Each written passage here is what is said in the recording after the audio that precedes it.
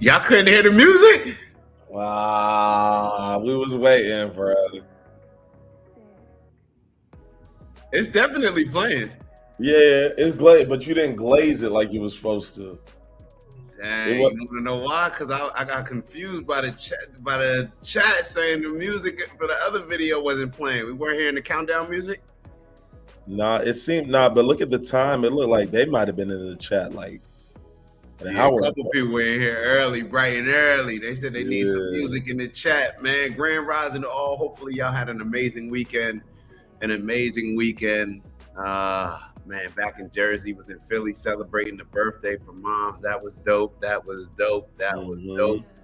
And we here for another week. It's Christmas week for those that celebrate. Oh yeah. Christmas is upon us. Holiday season is here. Is this supposed to snow? Let me see. Jersey, I can see a white Christmas. Let me see if we're gonna have it looks like Friday actually is gonna snow. Oh shit. So maybe the day after, but they got some time to make some adjustments. So the weather been crazy though. Have you ever woken up to a white Christmas? Yeah, I have. Like snow. Oh no, I haven't. No. Oh, what did you mean then? I was just going with it.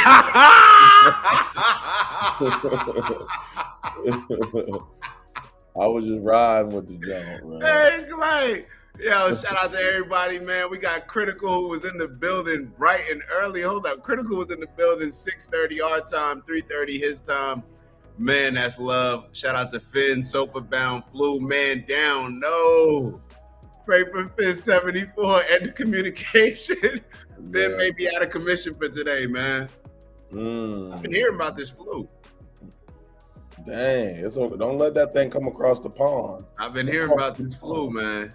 I've been hearing about it.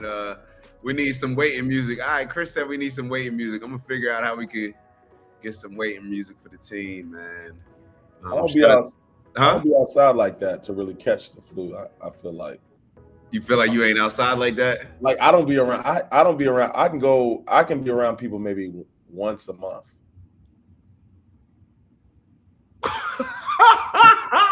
Like I'll be in the house the whole month. I'll go out one time. I'll get in the car one time the entire month. What? Yeah, I was making a joke about that the other day. I was like, damn, I'm actually going out twice this month. This should look crazy. So you'll just I feel you. I ain't even mad at you.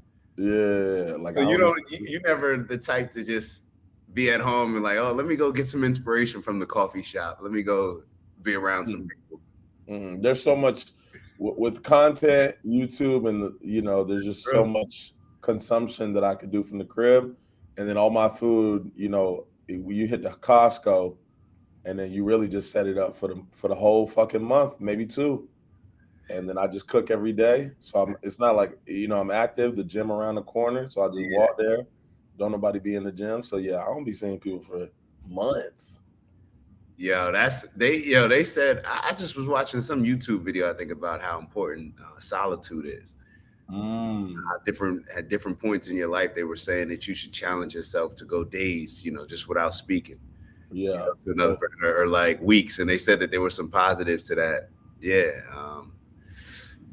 I guess nowadays a lot of kids do that, but they do it with the video games. That's different. They interacting, but they on the video games with the I guess if you look at this, like this is some interaction here, like just talking. Yeah, there's some stimulation. Yeah, so it's like, but physically, I don't be seeing people, but maybe once to twice a month. All right. Shoot, man, you gotta do a study on that, man. I'm sure there's the difference between when you're seeing people every day compared to once a month. Yeah, I feel like it's just from what I've been seeing, you just get more of there's less distraction. And what I mean by that, like there's less impact on the things that I do day to day. Yeah. And so like nobody cuts me off, so I'm not pissed off for 2 hours. Or nobody says some slick shit and then it throws me off my lane for a little bit. Like I'm not experiencing things that will typically have me talking to myself or saying what the fuck or some shit like that. Like that's completely out of it. So it's like completely like I'm not derailed by anybody's behavior, period. So it's like it's almost like I've kind of fucked with the shit. I'm not gonna lie to you, because let me go anywhere and I'm already got something where somebody just acting like they don't have no home training. But like this, you just can control everything. And then if you can control your emotions 99% of the day and nobody's impacting it, then over time I just feel like you're just able to just like be able to lock in on certain shit because nobody can control anything. So this is like a well thought out. This is not by accident. Like this seems you've definitely given this some thought. I've given some thought about like being so removed from people in general, but yeah, it's like I won't even like my phone. I've told you like I'd be forgetting to pay the phone bill because it just goes through the thing. So it's just like I don't talk to nobody. Nobody needs to contact me for anything. So it's like I can leave my phone. I'll leave my phone for like 4 days, my other phone in the room, and it's like because don't nobody need to talk to me. There's never a sense of urgency to reply to anybody. And I was like, if it ain't that calling me or timing me, I literally there's no reason somebody should be calling me.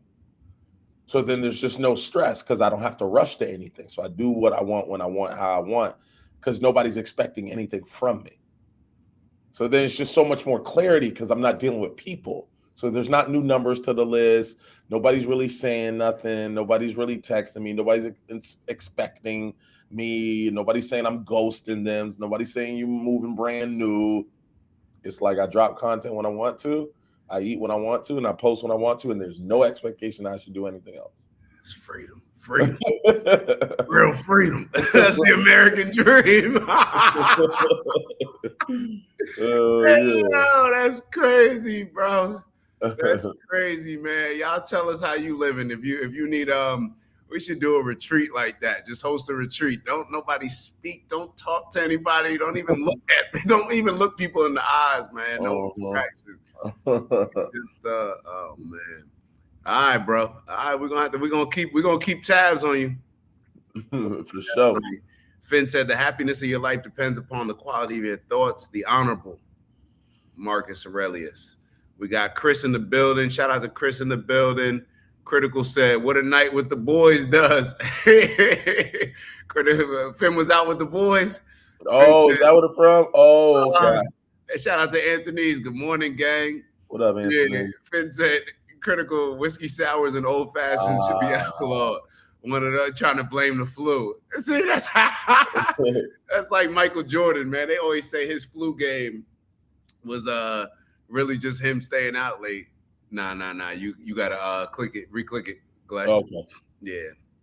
It's impossible for a man to learn what he thinks he already knows. Woo, that's a heavy one, Steve. That's a heavy one.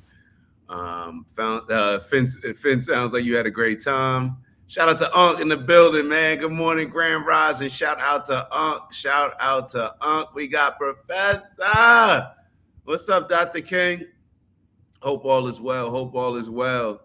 I'm paying a heavy price, man. We got Phyllis tapping in from San Diego. Shout out to Phyllis in the building. We got Samira. Shout out to Samira. Good morning, everyone. Where's the music? We got to do better with the music. SBK, man. He got to tighten up on that. Shout out to Unc, Grand Rising, everyone. How are you doing today? Good morning, brothers and sisters from all nations. May we take this time to find something positive to talk about. One love always. Absolutely. So love like Lucy. Lucy, it's funny. I was just watching a couple clips from this. BK, Glad, you saw Nikki at matter of fact, didn't you send me it? Yeah, you sent it to me. This is when she called JD Vance. She said the assassin or something like that. I honestly did not watch it intentionally, so I could see so I could have the first reaction on the show. Right. I was just aware of it. All right. So I guess we're gonna have to get into the Nikki. Mm-hmm. And there was some matter of fact, I found an old clip of Charlie Kirk actually discussing Nikki and his thoughts on her. So it's kind of interesting to kind of see. Yeah. I wasn't even all right, so we'll go there. I'm not doing Grand Rising. Let's talk about it, y'all. Nah, Glad. If you click the other one and you click that one, you sound good, but it's just not the mic. I don't hear it when you're tapping it. Nikki had a husband who took it up to, oh come on, Samira. Shalom, Shabbat, shalom, shalom. Yeah, shalom, everyone. Shalom, everyone. Everybody showing Finn love. All right, anybody else in the building? We got Bub in the building. Oh man, come on, bro. Y'all in the chat crazy, man. Come on, bro. Let's keep it a little more. My parents in here. All right, Jacob said, finally watching while you guys are live. Been listening to you during cardio for a couple months, man. Keep this up. Gonna be bigger than Candace. Yeah, that's the energy. Hit that little bronze shoulder, little bronze joint. Yeah, that's the energy that we're on, man. That's the energy that we're on. 100%. When I say that we're on, I'm including you in that, Jacob. That's the energy we're all on. All right, so let's see. Jack Stove. Shout out to Jack Stove in the building. I don't know what that is. Oh my God! As I'm reading it, you're getting me to read it, and see, Jack. I was getting ready to read it, and then I was like, well, what is that? And I was about to say it out loud. I'm glad yeah. Come on, y'all got to chill. All right. Hit the like button for us. We're getting ready to get into the show. Glay. Yeah. I never was really familiar with the Crusades. I never was really familiar with the Crusades. So apparently there were at least 8 Crusades. Some people say 9. So these are these religious battles that go on. And what I'm seeing happening with, like, let's say this Tulsi Gabbard speech. Yep, you live. Okay, I'm good. Nice. Yeah, you good. What I'm seeing happening with this, like, Tulsi Gabbard speech, we're getting ready to get into it. I didn't watch the whole thing. I don't think I watched the whole thing, but we'll take a look at a clip of it in which she's discussing Muslims, and pretty much it seemed like fear mongering a bunch of us at this Turning Point USA event into seeing the issue with Muslims. And this is what it always goes back to, how we talk about how it's okay to categorize all Muslims. It's okay to paint them all in one scope, one picture, but with that energy is not always extended to other people, especially when it's Jewish people across the, I guess on the other side. But we're going to take a look at that. We're going to take a look at, hold on, let me see what else we got. A few. I mean, this whole AmFest, this Turning Point USA event, this has been one of the biggest things. All of our clips pretty much have been coming from this event.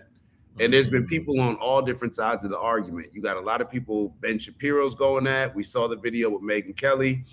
Steve Bannon came at Ben Shapiro. There was just a lot going on at this American Fest. This is the same event that Nicki Minaj was at. So if it's okay with y'all, I want to start off with this Tulsi Gabbard speech.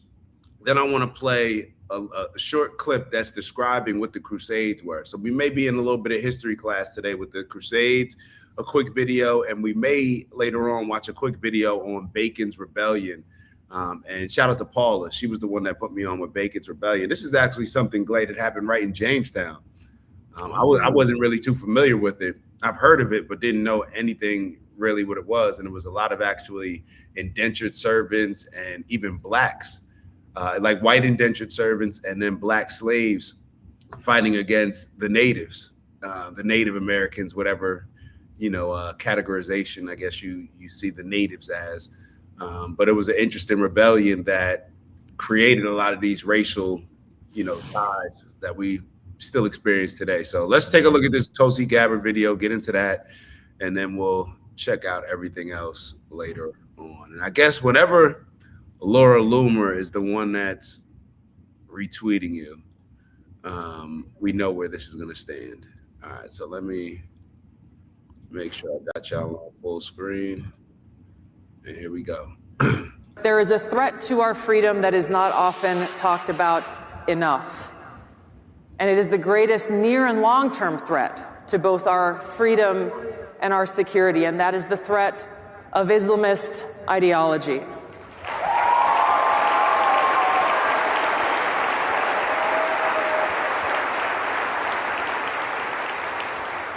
It is propagated by people who not only do not believe in freedom, their fundamental ideology is antithetical to the foundation that we find in our Constitution and Bill of Rights, which is that our Creator endowed upon us inalienable rights, the right to life, liberty, and the pursuit of happiness.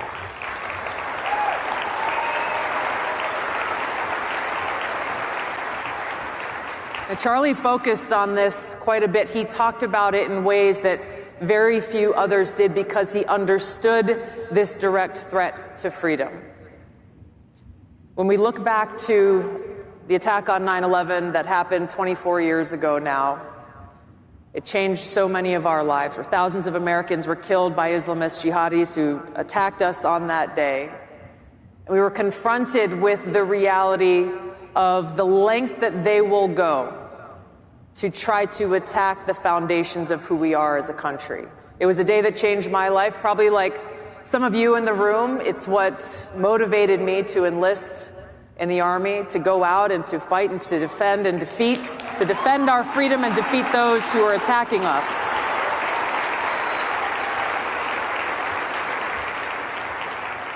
But when we talk about this Islamist ideology, yes, it is the ideology that fuels terrorist groups like Al-Qaeda and ISIS and Al-Shabaab and Hamas and Boko Haram and others, and they must be defeated. Yo, people are just racist, bro. I'm gonna just be honest. People are just racist. This is wild, bro. Even if you peep, like, there's certain things in the speech that I didn't want to stop it, but I'm sure y'all peeped it as well. When she says the creator, she was associating the creator what was in, I believe, the Declaration of Independence, talking about the inalienable rights to the life, liberty, and the pursuit of happiness, as if that's connected directly with God and not man. Unless I'm confused, somebody can definitely let me know if that's in the scripture as well. I wouldn't be surprised, but that's not where my connection was to it. And then she's trying to connect that and then gonna fearmonger with Muslims, bro. Like, this is, yeah. And this is who? This is Tulsi Gabbard. Oh, I've heard this name quite often. Yeah, so Tulsi Gabbard, she's and what's interesting about her, I don't know if I think Samira wrote it. Hold on, let me try to find. I think did Samira right? Yeah, Samira been saying. See that comment? Go to that comment. Which one? She said quite a few things about her. When she was talking about Tulsi Gabbard was the one. She used to be a Democrat. Okay. She used to be a Democrat. Got a whole bunch of people. Pretty much, she was the one that was questioning Kamala Harris in that debate, calling Kamala Harris out, like putting her on the spot with a whole bunch of stuff. I think Kamala Harris was trying to act like she's this and black that, and was running on the whole black woman thing. But then Tulsi Gabbard actually dove into her actual past and exposed her in a bunch of these ways. And that was kind of like her big moment when she was on stage. This is when Joe Biden was going against Kamala. It was Tulsi. It was a bunch of people on stage. Bernie. Before they all went in cahoots and just decided to rock with Biden.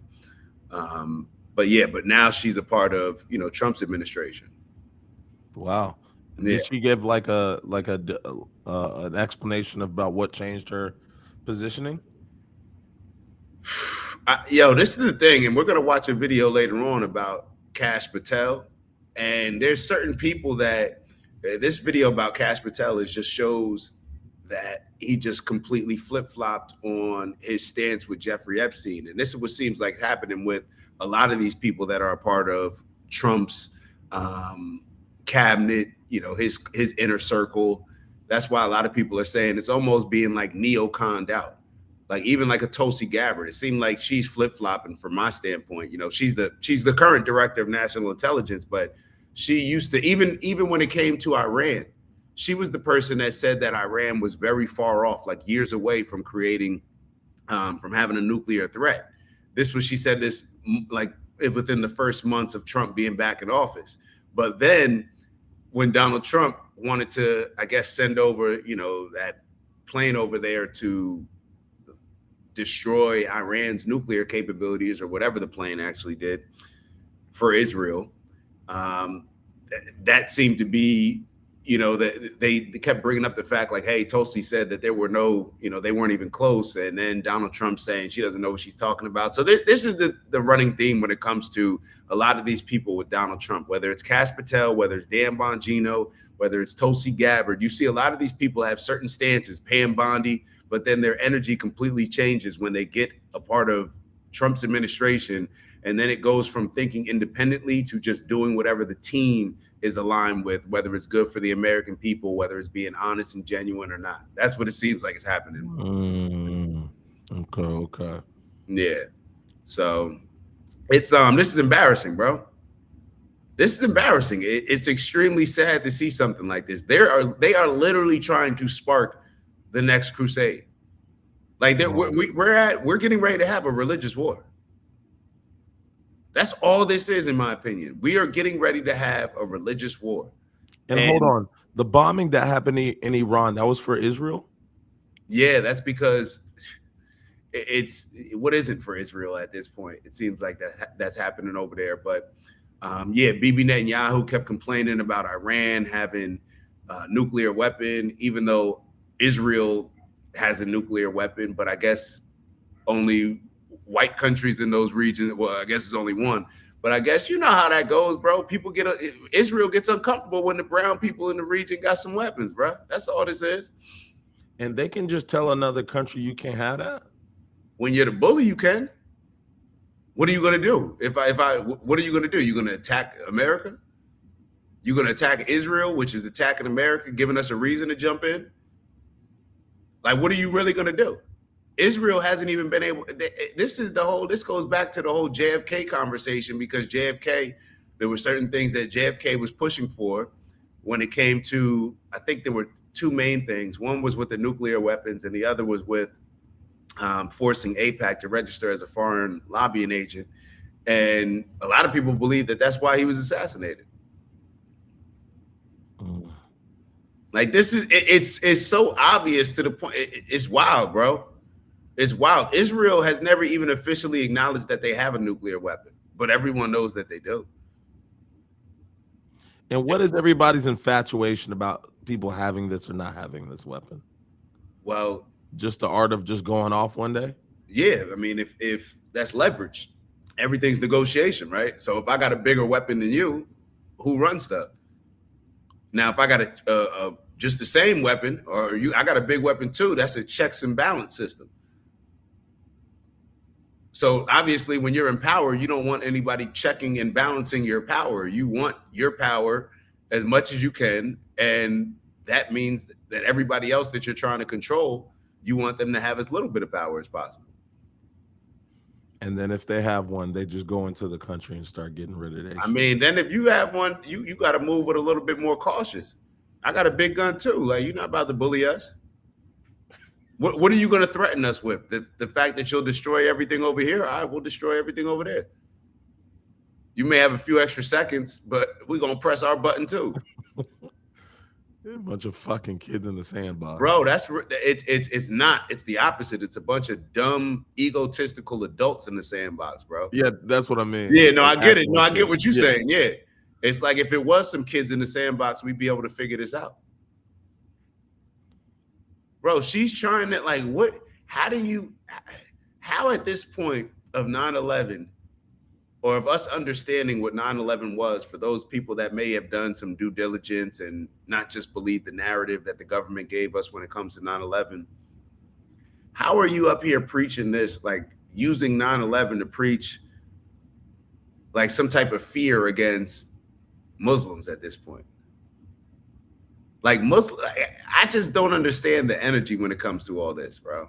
Like, when you look at who's impacting our country, who's manipulating our politicians, it's not Muslims, bro, from my understanding. Yeah, especially when you really broke it down to me on Friday, how all this stuff goes above religion. Not saying that we're saying that. It's just everything has been about economics, power, and control. That has nothing to do with religion and outlook. No, that has nothing to do with God. That has nothing to do with spirituality. Religion is control and power. It has everything to do with religion. Religion is control and power. And anybody that doesn't see it that way perhaps doesn't understand how the tool works. You know, a hammer is meant to hammer nails.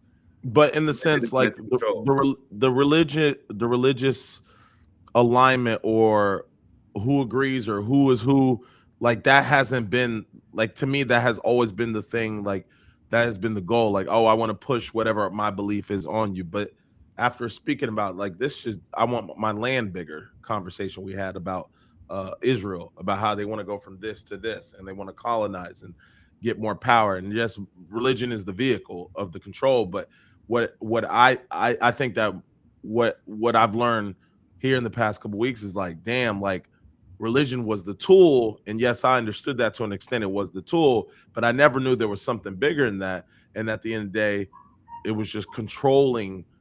I want more land. I want more. Like we're seeing a modern day colonizing, and it just kind of snapshots us into what probably what did happen in the past, where so much of this was for so much more than maybe what was told or what meets the eye. And it's just wild to think when we talk about Bibi, and it's just like, damn, all this killing, slaying, talking about the Bible, like you don't even care about none of that. You just want more land. You just want to take. And I think that's, to me, just a whole different spectrum that I see now after, kind of going through this. Yeah. And the more that I learn about it, it just makes me realize that we never stopped that. Like that never stopped. Mm-hmm. Like we may stop buying real estate, but it's still a real estate company and we're still looking for other opportunities to grow. It just may look like from our perspective that the colonizing has stopped. It just continued in different ways. It was just draining maybe a country's resources. It was maybe just destabilizing a country. Us going in there and saying like, nah, we don't like the leadership here. It's not leaning in our favor. Matter of fact, we're going to blackmail somebody. So now whoever's in office, all right, we're going to put a bounty on their head. So that whoever was jealous, they're number 2, they're number 3, that always wanted to see themselves in a position of power. Now, what's the cancer of that? You know what I mean? That's going to cause a cancer within that country.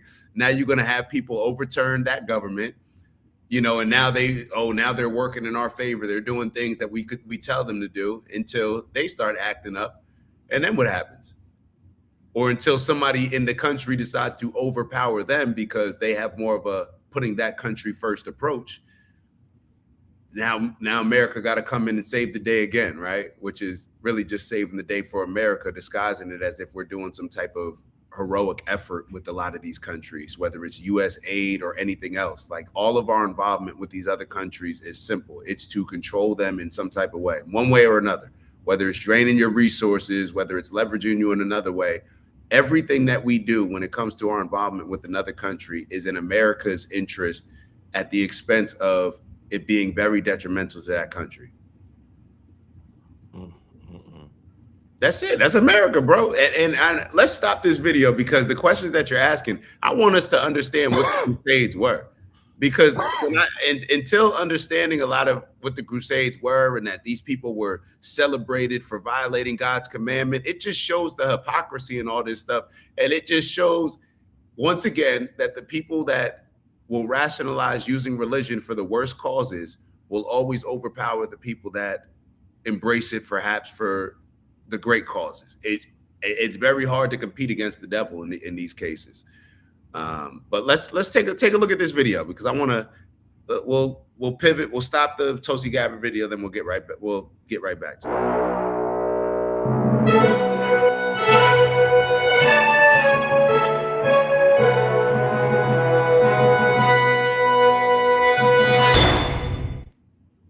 The Crusades were military campaigns waged by Western European Christians during the Middle Ages for the defense and expansion of Christendom. What made a crusade distinct was that warriors involved in the fighting received spiritual merit, usually a plenary indulgence granted by the Pope. A crusade was considered by Western European Christians to be a holy act, an act of sacrifice and piety for the love of Christ. 4 centuries before the beginning of the Crusades, the first Muslim armies swept out of Arabia to conquer Palestine, Syria, Mesopotamia, Egypt, North Africa, and Spain, some 2/3 of the Christian world. Between the 7th and 11th centuries, Christians fought wars against Muslims to prevent them from making further conquests into Christian territory, or to reconquer what had already been captured.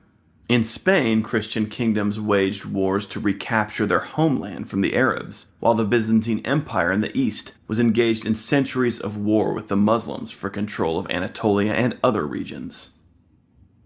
In the 11th century, the Seljuk Turks, recent converts to Islam, swept through Syria and Palestine. In 1071, they defeated the Byzantines at the Battle of Manzikert, conquering almost all of Anatolia. In response, Pope Urban II called the First Crusade, asking knights from all over Europe to band together and push back the Seljuks. Over the 12th and 13th centuries, the popes called more crusades to the Holy Land and also called for crusades in Spain to help push back the Muslim powers. Crusades against Muslims were not called with the intention of converting them to Christianity. Rather, they were called to regain control of territory that had been previously Christian but had fallen to Muslim armies. Jerusalem had been conquered by the Muslims in 637 and was considered particularly important to Western Christians since it was the site of Christ's crucifixion. Indeed, Jerusalem was revered as the holiest site in the Christian cosmos, and it was particularly important to Western Europeans that it be brought again under Christian rule. This is what all this comes down to, bro. Like everything that we're seeing happening right now comes down to this. Like this is the same things that we're fighting over now. This is the same goofiness, bro. When in the 11th century, news arrived that Christian pilgrims traveling to Jerusalem were being harassed and killed by the Seljuk Turks, this fact alone inspired many knights to join the First Crusade.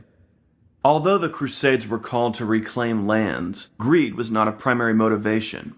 Professor Jonathan Riley Smith, the world's foremost expert on Crusades history, has proven that crusading was incredibly dangerous and expensive, and that virtually none of the knights who went could expect to gain wealth. Indeed, they often bankrupted themselves crusading. The primary motivation for crusading was spiritual, with the knights joining because they believed that they were doing God's work by fighting to protect Christian pilgrims and to reclaim holy sites like Jerusalem, and that they thought that they were doing God's work. How relevant is this, bro? And it's to the point now where I think, BK, you've been talking about this saying a lot, where it's like, y'all not even doing a good job of lying to me at this point. Like nobody even believes that Tulsi Gabbard is up there talking about Muslims, trying to fearmonger us with Muslims because she's doing God's work. I can see how, maybe perhaps these soldiers back during these times got manipulated, finessed, just like a lot of our military gets manipulated and finessed to do a lot of these, to commit a lot of evil and atrocities throughout the world, thinking that you're doing it for the honor of America and standing on this moral high ground. But in all actuality, how many soldiers do we watch videos of, interviews of, where it's like, bro, the stuff that we were doing over there, man, like it messed me up. I don't feel good about it. They lied about everything. Like, you know what I mean? We're just doing America's business biddings, but disguising it in, like we're disguising real estate deals in holy crusades, or as if that makes it any better. As if you killing a man in Jesus's name should almost be worse than you killing a man just in general. You know what I mean? Like you violating your God. Yeah, that's a different hell. Bro, this is like, that's a different but it just shows the manipulation. It shows the manipulation over thousands of years when it comes to all this. Like it shows how dangerous that this can be. But we're going to lead the convo there, and of course we got to walk on eggshells, and it's not that. Look at the dominant culture. Like that's like us having this conversation when we talk about Black culture. I could easily sit up here and say, no, Black culture's not killing. Black culture's not hip hop music. Black culture's actually classical jazz. Black culture is actually Benjamin Carson. No, it's not. That's not the dominant force when it comes to what Black culture is. So when we look at these cultures, it's always so easy for us to look at, Muslim culture. Yeah, we could throw all them in and discuss their culture and talk about them and categorize them by their most radical people. But it seems the energy always shifts when it's other groups, bro. And we never accept that accountability, bro. We never accept that accountability. And I don't know who's going to be the group that actually stands on it. Who's going to be the group that, who's going to be the next Jesus? because it seems like this is exactly what Jesus was protesting. The very things that Jesus was protesting and standing up against, which ultimately led to his demise, who are going to be the people that challenge this? This way of thinking, this racist way of thinking. Involving themselves in a crusade would win them spiritual merit. The Crusades to the Holy Land saw many failures, but also many successes. The First Crusade and the Third Crusade, for example, were both very successful, though ultimately later, at the close of the 13th century, the last Crusader holdings in Syria and Palestine would be captured by the Muslim Mamluk Empire. However, the Crusades in Spain achieved lasting victory, with the whole of Spain being ultimately recaptured by the Christians. Later crusades would also be called against the Ottoman Turks, such as the Crusade of Lepanto in 1571. If you want to learn more about the Crusades, subscribe to this channel, Real Crusades History. We present regular videos and podcasts on the Crusades. Thanks for during the reign of King Baldwin II. Nah, just wanted to play that. I don't even know if everybody, were you aware of that? No, I've heard the Crusades, but just in a very like playful way. Like, you know, you've ever heard like basketball teams, like a high school basketball team, they're called the Crusaders and stuff. Okay.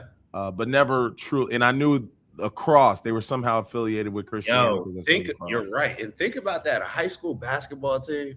Yeah, called the Crusades. Yeah. Just slid it in there, huh? And Bez summed it up very well, in my opinion. Too many imagined realities. Yeah. Too many imagined realities. Like, you're using your imagination to judge reality. Like, that's not the same thing. Your imagination and how you see the world does not mean that that's the reality of what's going on. You imagining in your mind that you're doing something godly by killing people in the name of what? You're killing people in the name of the person that didn't want killing. Like, that's how we're like looking at this, and we're thinking that, yeah, you're going to get some type of favorable treatment. Like, this same play has been run over and over and over. It's no different than convincing somebody to work for you. Oh, I'll give you this. What I'm going to give you is going to be less of what you give me. So that makes it a great deal. This is the same thing. This manipulation, this mass manipulation has been done time after time, and we're seeing it happen in real time right now. So everything that I'm saying is not to disrespect your religion or it's not for any. It's for us to understand that what is happening right now, we're being fear-mongered into the next crusade. They're trying to create a religious war, if they haven't already created it. Let's get back to this Tulsi speech. My fault. Militarily.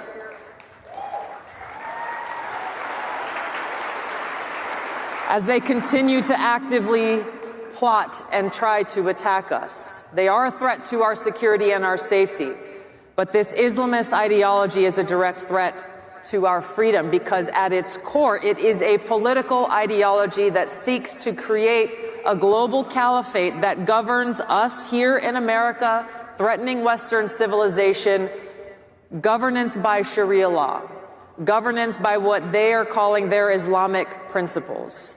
And if you fail to comply, if you fail to adhere to this ideology, if you dare to exercise your God-given right to free speech, censorship is not what we face. They will use violence or any means they deem as necessary to silence us. Sometimes, like, you ever like wake up in one of those naps where you don't know whether it's daytime or nighttime or how long you slept or whatever. Like, you just get confused. Yeah. That's almost like where I find myself listening to her speech. Like, hold on, is she talking about them or us? Like, it's like they'll use whatever means. Are you talking about that group, this group, that group, or us?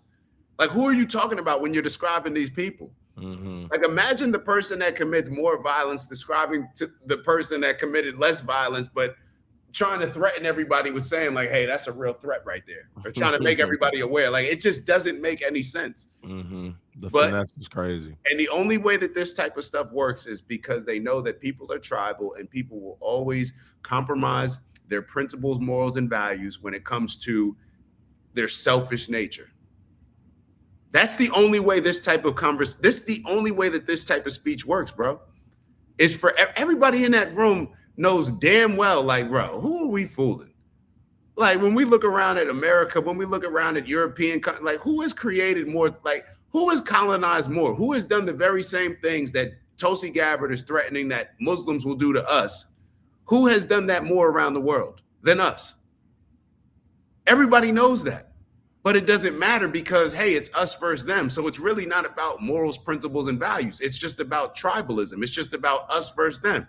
Nobody's using principles and morals to decide what I can't not or how I should treat somebody that I may not get along with. Nobody's looking at it like that. This is all just fear mongering and showing the differences between us versus them, and them trying to create a lot of these differences or lean into like the most radical components of it in order for us to justify treating them subhuman. They did it during slavery, which is like, okay, how do you justify slavery? Okay, that's 3/5 of a person. They're not even really humans. You know what I mean? They're subhuman. That's how we justify it. This is no different. We need justification in order to treat people less than animals. So this is the justification that's created. Oh, they're trying to kill us. Mm-hmm. Yeah, run off with that. That makes sense. And this is why TuckerCarlson is so dangerous. This is why TuckerCarlson is being hated the way that he's being hated. And real quick, we're gonna pivot. Hold on. I'm gonna show y'all exactly why in real time. Most people agree with that. Most Americans have more in common with each other than they disagree on. And almost everybody agrees on that. And almost everybody is willing to tolerate a good faith argument about how to get there. Except a few. And they're the ones running around calling everyone an anti-Semite. But everyone else is like, yeah, of course, that should be the debate. And they'll vote for you. They want that because they know they haven't had that. That's the fact.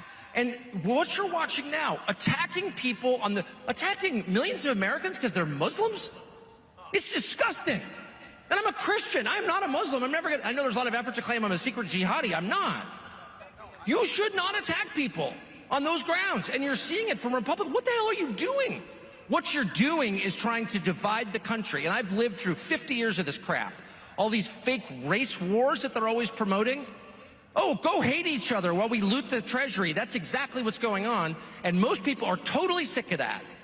So, yes, there is a possibility for a huge coalition of decent people once they free their minds from the traps set for them by others and realize, wait a second, we all want to make this country better. And the 15% or 30% who don't, okay.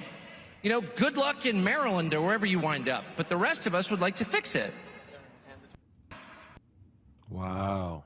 Damn, I super fuck with him. This is why Tucker's so dangerous, bro. And he got an audience. And I know a part of him feels like he owes us this because he was on that Fox wave for so long, pushing the mainstream neocon, war points, no different than what Tulsi Gabbard's doing right now. This is all money and business for them. This is all money and business when the most powerful people in the world who will never even know, never see their face because they're that powerful where they can stay out the way and put somebody else to be the face of their BS. When they come to you and say, hey, we need this war over here. We need this war. We need this war. They're not even deciding. I don't even think the politicians like Donald Trump isn't deciding whether or not we're going to go to war. It's almost like, nah, you just need to decide like, who are we going to war with? Because we got these weapons. We got to sell these products. We got to get this product off. We got to get this product off, bro. If at the end of the day, when you have a company, when you have a business, you got to get the product off. That's all they're concerned with. Mm-hmm. That's all they're concerned with. So, Chris wrote, I guess I'm more curious on your perspective of God. This Muslim versus Christianity in regard to the Crusades is very interesting. I never really knew about the true history. All right, so because Chris, he was asking me if I'm religious, and I asked him, I said, I guess it depends on your definition, because I don't want to say I am or I ain't or I'm not based on, people's interpretation and understanding. I feel like we have to agree on some type of common understanding first. But no, I'm not religious. I guess for based on how you're asking, I think that the proper answer would be like, no, I'm not religious, or actually that I'm so spiritual. I'm a part of every religious group. I'm spiritually inclined with everybody because that's my people. Those are my brothers and my sisters. Everybody. So I'm Jewish. I'm Christian. Buddhism. I'm Buddhist. I'm Hindu. I'm everything, bro. Yeah, I'm everything.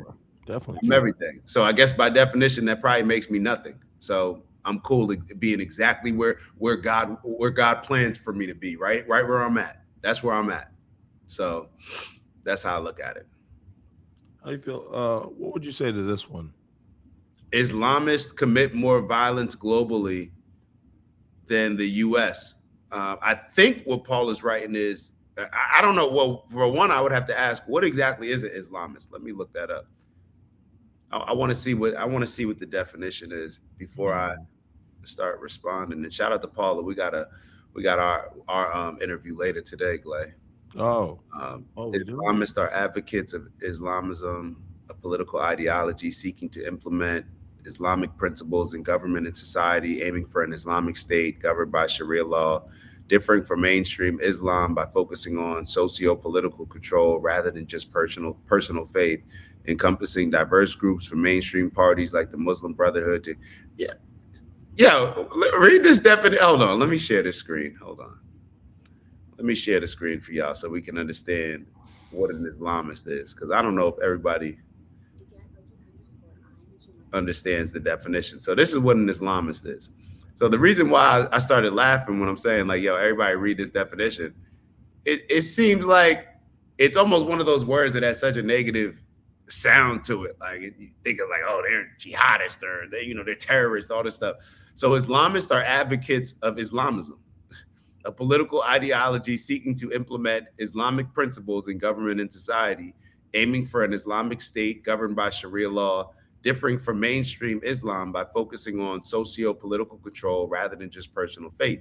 So they're saying that mainstream Islam, but this is hilarious just how all this stuff is playing out, because if mainstream Islam is different than Islamist, because Islamists focus on socio-political control rather than just personal faith, isn't that an acknowledgement that mainstream Islam just focuses on personal faith? Or am I reading that wrong?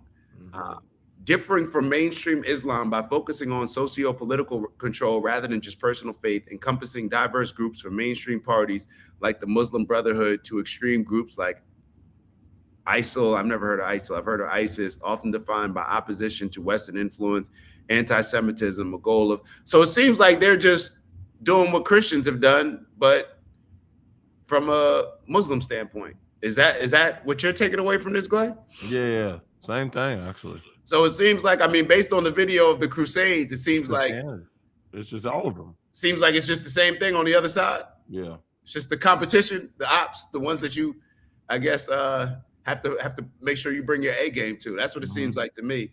So when Paula writes, Islamists commit more violence globally than the U.S., I assume that what you're saying is that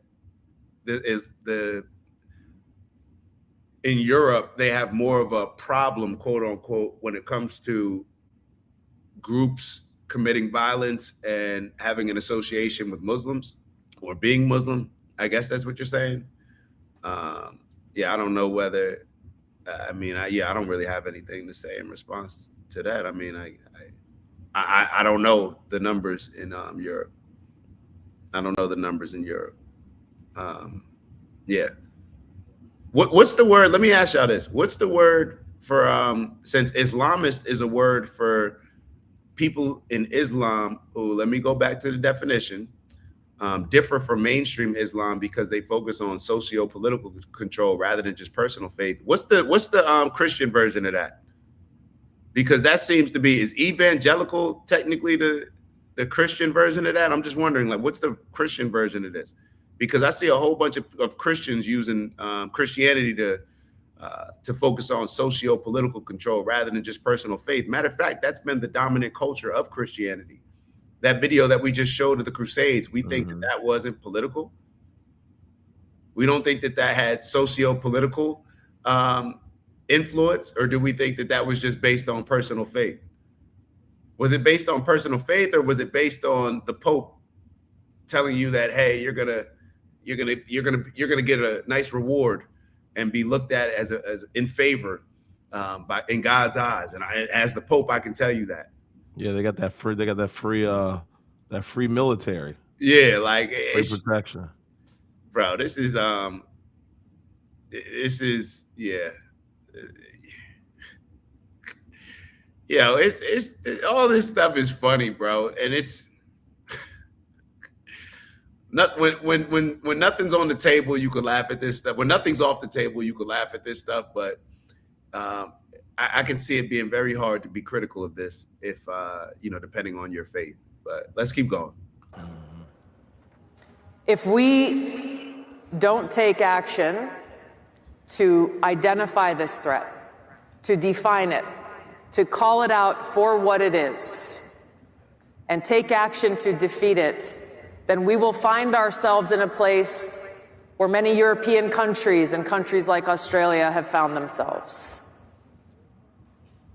Countries where you can get arrested for praying silently on the street corner, as has happened in the UK. Countries where you can be arrested for putting up a social media post that someone finds offensive somewhere. The threats from this Islamist ideology come in many forms. As we approach Christmas right now in Germany, they are canceling Christmas markets because of this threat. In places like Dearborn, Michigan, and Minneapolis, Minnesota, Islamist clerics are openly pushing this Islamist ideology, trying to recruit and radicalize young people.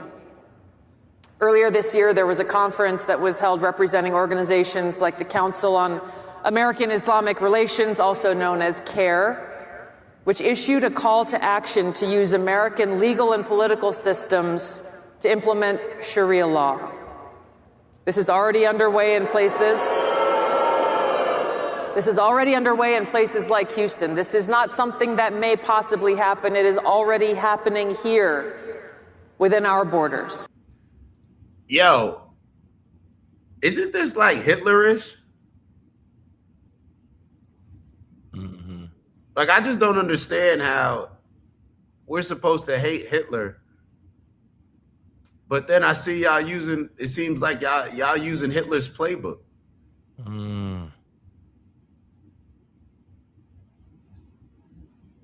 Like you're trying to, like, you're not slick, bro. You are tearing down the brand of Islam, period.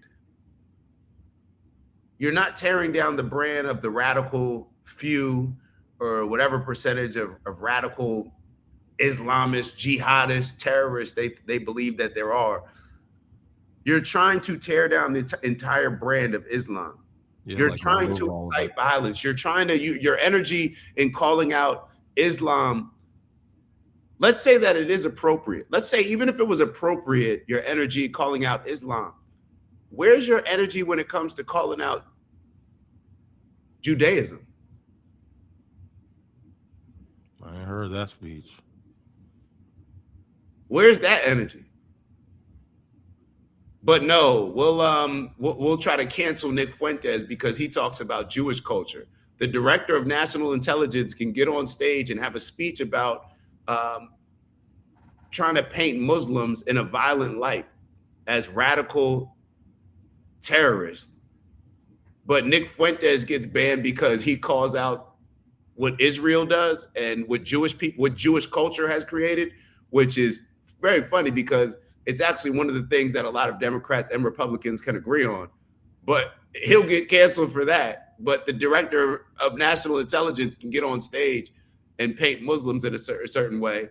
And the majority of us looking at it will have absolutely no problem with it, because I guess what Nick Fuentes said is true. Everybody's got a little bit of racism in them. The majority of people not feeling any type of way listening to her speech because they don't feel like she's directing it at them.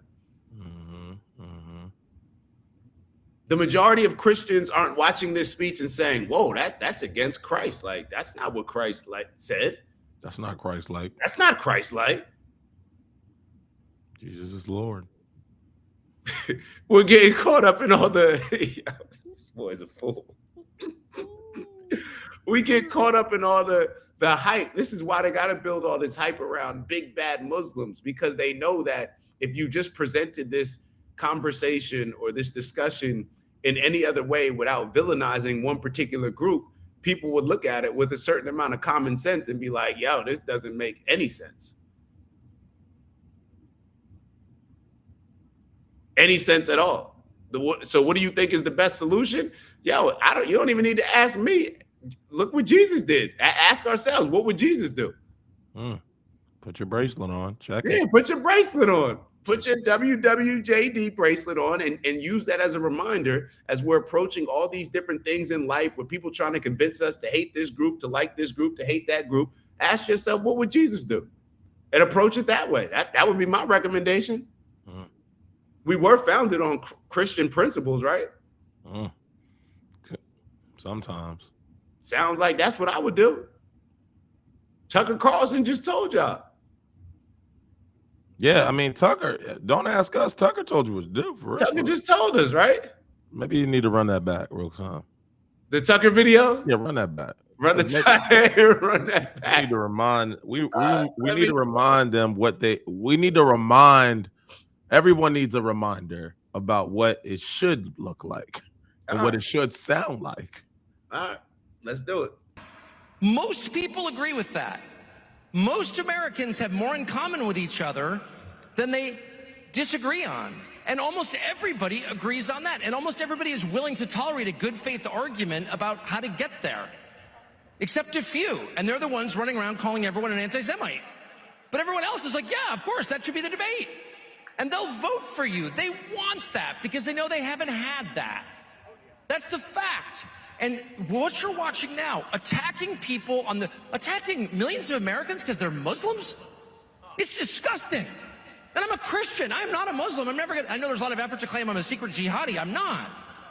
You should not attack people on those grounds. And you're seeing it from Republicans. What the hell are you doing? What you're doing is trying to divide the country. And I've lived through 50 years of this crap. All these fake race wars that they're always promoting. Oh, go hate each other while we loot the treasury. That's exactly what's going on. And most people are totally sick of that. So, yes, there is a possibility for a huge coalition of decent people once they free their minds from the traps set for them by others and realize, wait a second, we all want to make this country better. And the 15% or 30% who don't, okay. You know, good luck in Maryland or wherever you wind up. But the rest of us would like to fix it.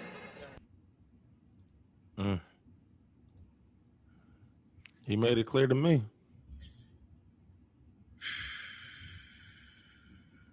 Angel West said, I hate all groups, including my own.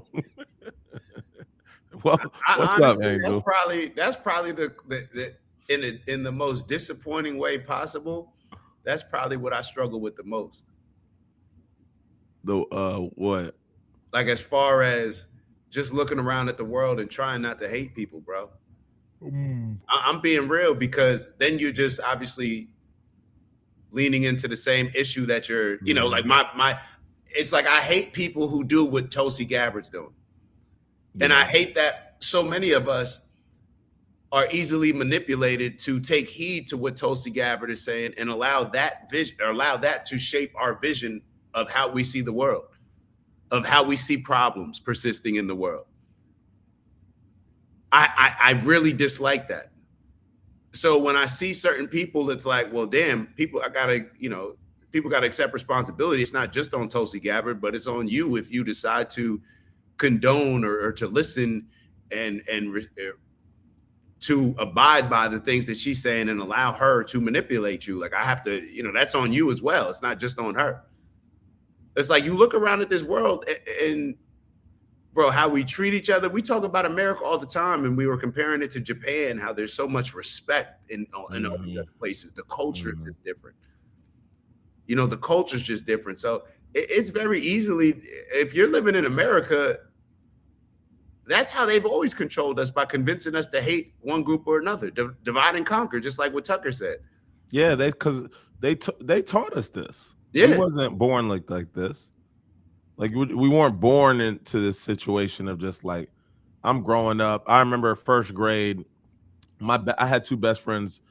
They were next door neighbors, and they were Jewish. I had no idea.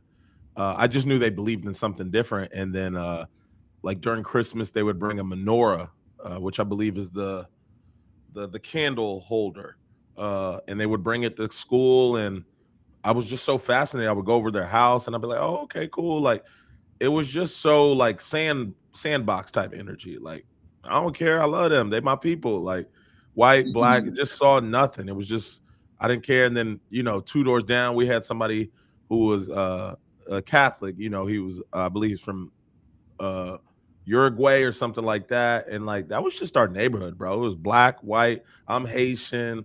Like Cash was just where the mongoose at. Yo, is Johnny home? Is Jacob home? Can he come out and play? That's the energy I'm on. And then you would have told me 15 years later, y'all grown ass motherfuckers would have let this shit get to there. Y'all let me get to a place where y'all or not y'all let me, y'all created an environment where people was more interested in what religion they believed in, what race they believed in. That shit is just lame energy to me. It's just the affiliation with gangs, and me and Dat been talking about this since fucking college. The affiliation and the need to be affiliated with something. I don't care if it's religion.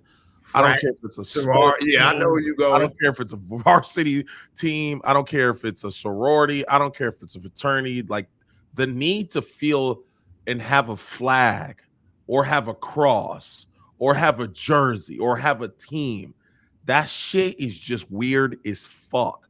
The infatuation to be affiliated with something in order to let other people know that you represent that same thing without having a conversation or discussion so that it speaks for you so you don't have to speak yourself is got to be some of the most corny, confident, childish fucking thing.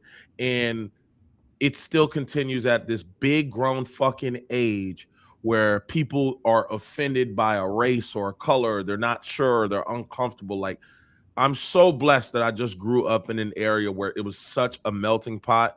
And like, we didn't give a damn whose house. I remember seeing people wearing, I don't want to be inappropriate, but like wearing the outfits clearly like they're from the Middle East, like the whole hijab and all that. Yeah. Hijab, the mothers, the face will be covered. Like, bro, we didn't care about none of that.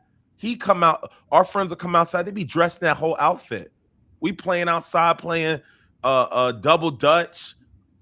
And it's just like, for real, y'all took us from this. We went from that to this. We went from elementary schools where everybody was dressed differently, everybody looked differently, African kids, black, and y'all went to this.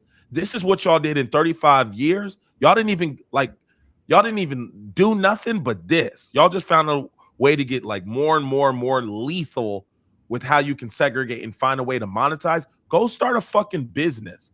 Go start a company. Go start a landscaping company. Why? Get out of this. It's a waste of time. You're not going to get no money, and you're not going to heaven. You're not going to heaven with this one. I'm sorry. This ain't the token. If y'all think calling this shit out and making this shit look as nasty as it sounds, and as much conversation we have to have about this stuff, and how lucrative or not lucrative, but how conniving and how we have to say certain words so certain groups don't get offended and they don't like this, but that's not true. Dog, how do y'all have time for this? How is there this much time in the day to be so concerned about who's going someplace and why they shouldn't be going there or who represents what's right? Dog, I never knew this is what grown-ups did. As a little kid, you would never think this was the topic. I thought they were raising families, having fun. We were so excited to grow up. For what? This shit is whack. Look at the shit they argue about on TV. And they had the nerves to tell us WWE and WCW was fake. The fuck is this shit? Don't tell me to stop watching cartoons. Why? It's a bunch of animated characters in the office.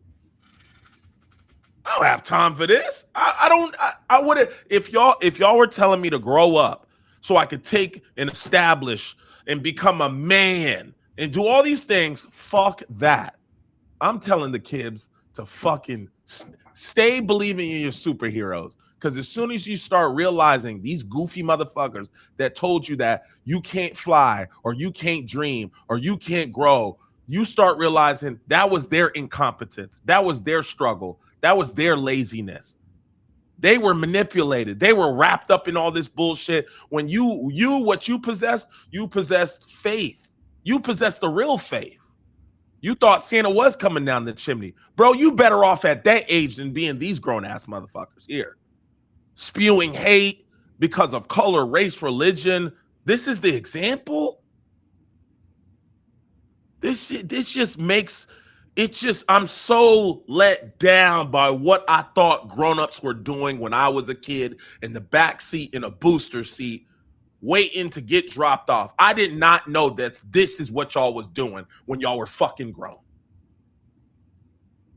Don't get online, tell me about shit. Nothing's important. Fuck a credit score. Y'all didn't tell us how to balance books, what they teach in school. Fuck all that, bro. Shit is whack.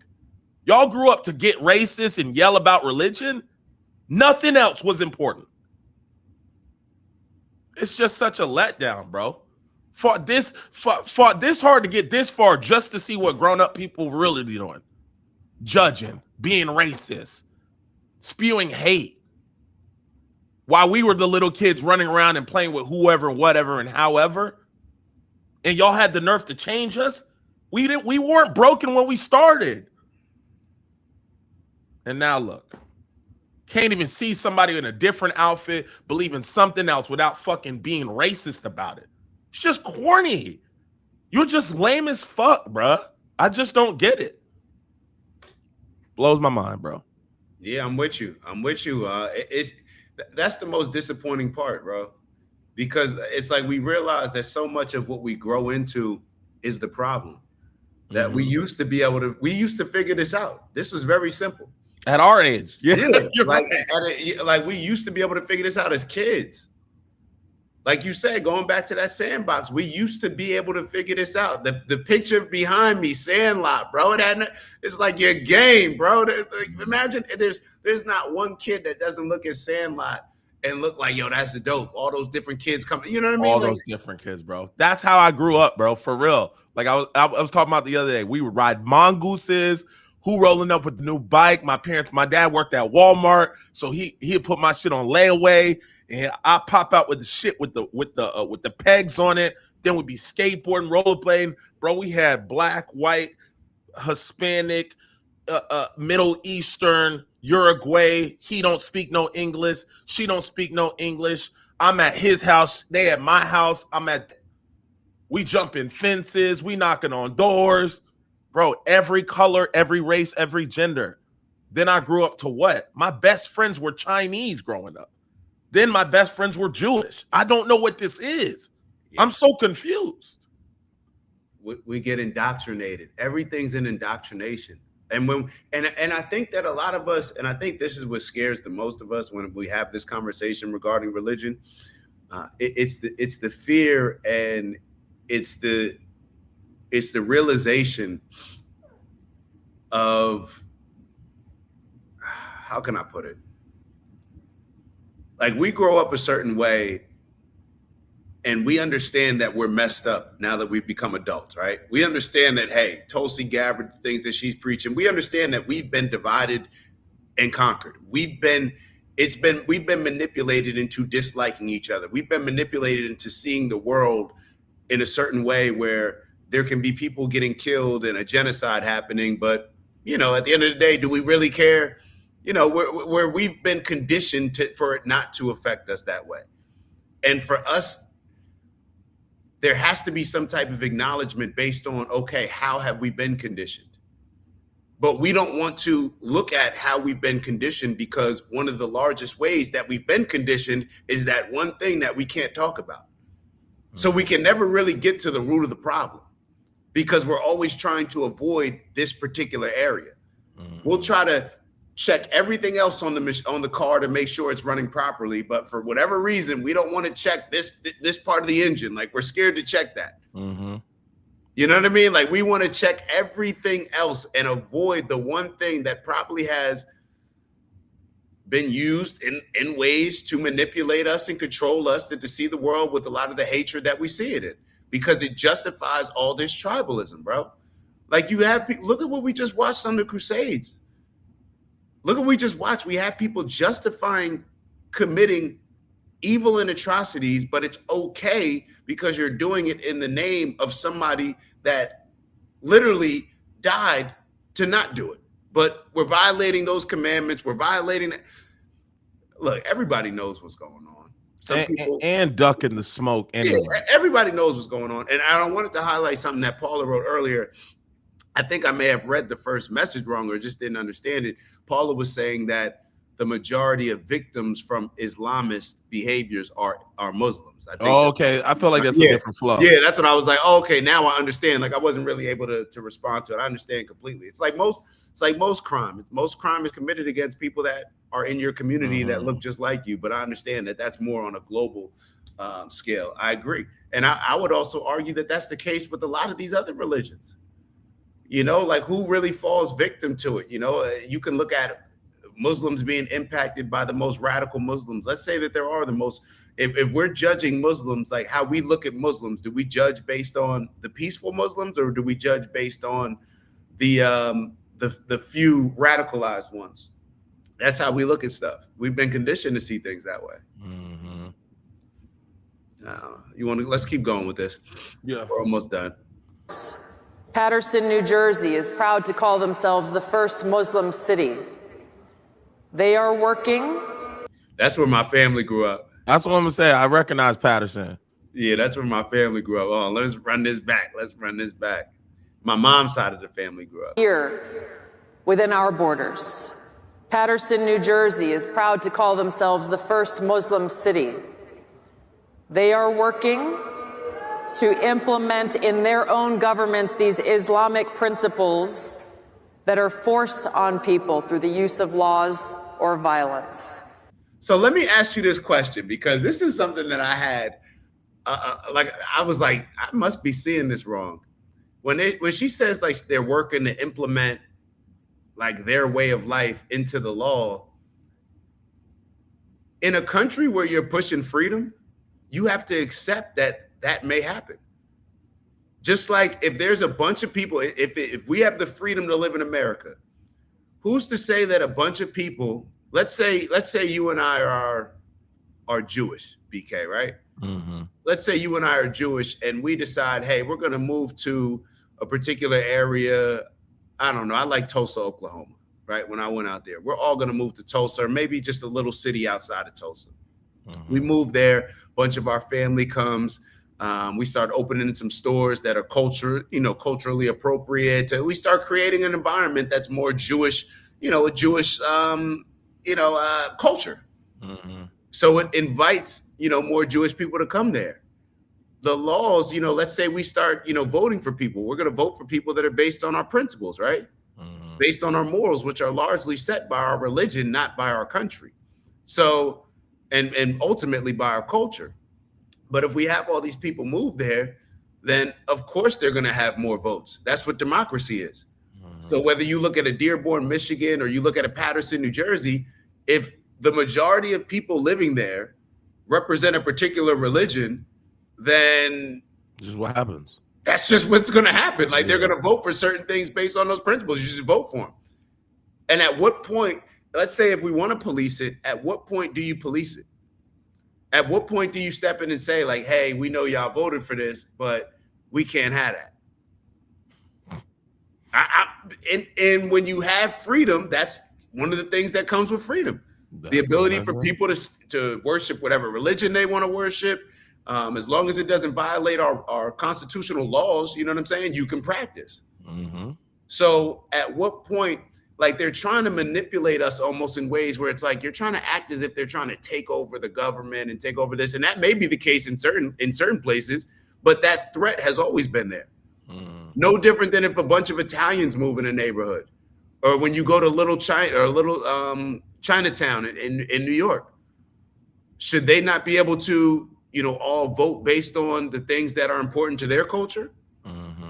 So I mean, that's what was marketed. That's what America was for, right? Yeah, Hey, That's why we punched our ticket in.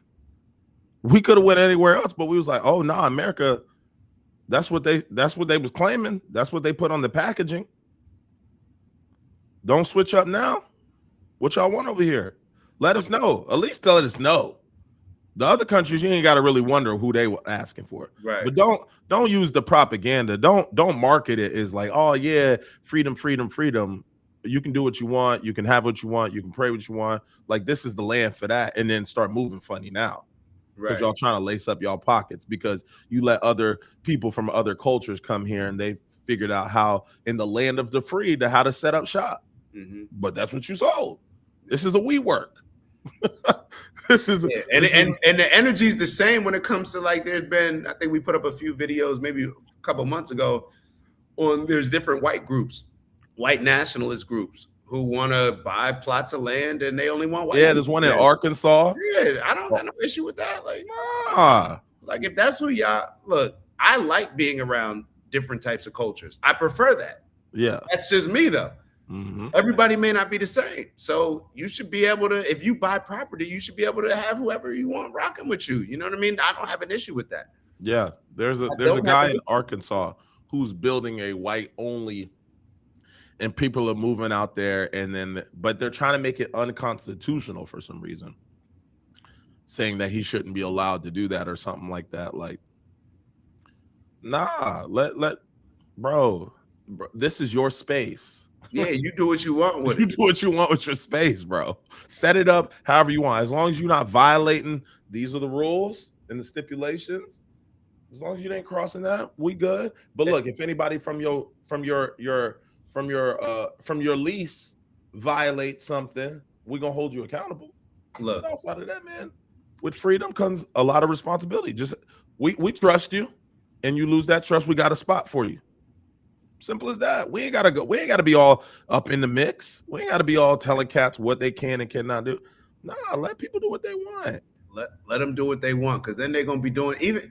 Look, if you have that all white neighborhood or all whatever neighborhood, they got them now. You gotta understand that as soon as, like, you think you're doing like all white, you know, those kids can't wait. It's like the Catholic girls, or they always talk about like religious girls when they go to college or something like that. Girls who have never been allowed to do anything. Once they go to college, they act wild. If you have an all white neighborhood, then trust and believe those kids, man, they want to be around some black folk. They want to be around some, you know, all different types of cultures. They want to be around that. So you're almost creating a lot of FOMO, you know, or you know, this mindset to where now people are even more interested in what's over there. You know, it's almost like Simba on The Lion King, when it's like you can go to any place, like don't go over there. All of this, but just avoid that little spot. What's the first spot they go to? Newport News. Yeah, I knew boy, yo. That's just life, man. So all of this stuff, man, people want to be around different types of people. People are always intrigued by different cultures, different things. And the faster we can learn to just embrace rather than to just allow fear to control us and to push us towards tribalism, I think the better off we'll be. Who doesn't want to be around different types of people? Like, I think we all have. Imagine if you removed all the people in your life. Think about your life's experience. Imagine removing all of the people from a particular, whether it's race or particular religion. Like, come on now. Nah, that'd been corny. Yeah, like nobody would want that. Like you would miss out on some of the most amazing opportunities and just experiences that you've had. Some best times I've ever had. Vegas with the boys. Like, come on now. I don't know what I don't know what y'all growing ups got going on. Y'all need to go figure it out. And if I don't know why y'all feeling the need to do all this division, or they don't believe in this, or what political party they on with this, and I ain't never been about none of that shit, bro. I'm fucking with everybody who got good vibes, bro. Good vibes, man. That's it. That's all we need, bro. Yeah, for real. That's all we need. Let's move on from Tulsi. It's more of the same when it comes to that. There is another clip that I wanted to play on Tucker, because we watched the first part of Tucker's interview the other day on Friday, right? Mm-hmm. But we didn't get to see. I finished the interview, and I was like, I finished the speech, and I'm like, bro, Tucker got another one. Like, Tucker's just moving different. Listen to this clip. Is it on the screen? Yeah. Mm-hmm. We are called to be righteous, but not self-righteous. And we're also called, and I have to say this before opening it up to your hostile questions, we should also be very on guard against people who try to leverage the word of God, the words of Jesus, for political ends. That is a dangerous thing to do. I don't want to do that. And I attempt every time. This is all sort of new to me. I'm so obviously not a great Christian that it's not like a lot of people are going to be like, oh, I want to be like him. But there are people, particularly Christian ministers, I have noticed, who are preaching a political message and pretending that it's the gospel.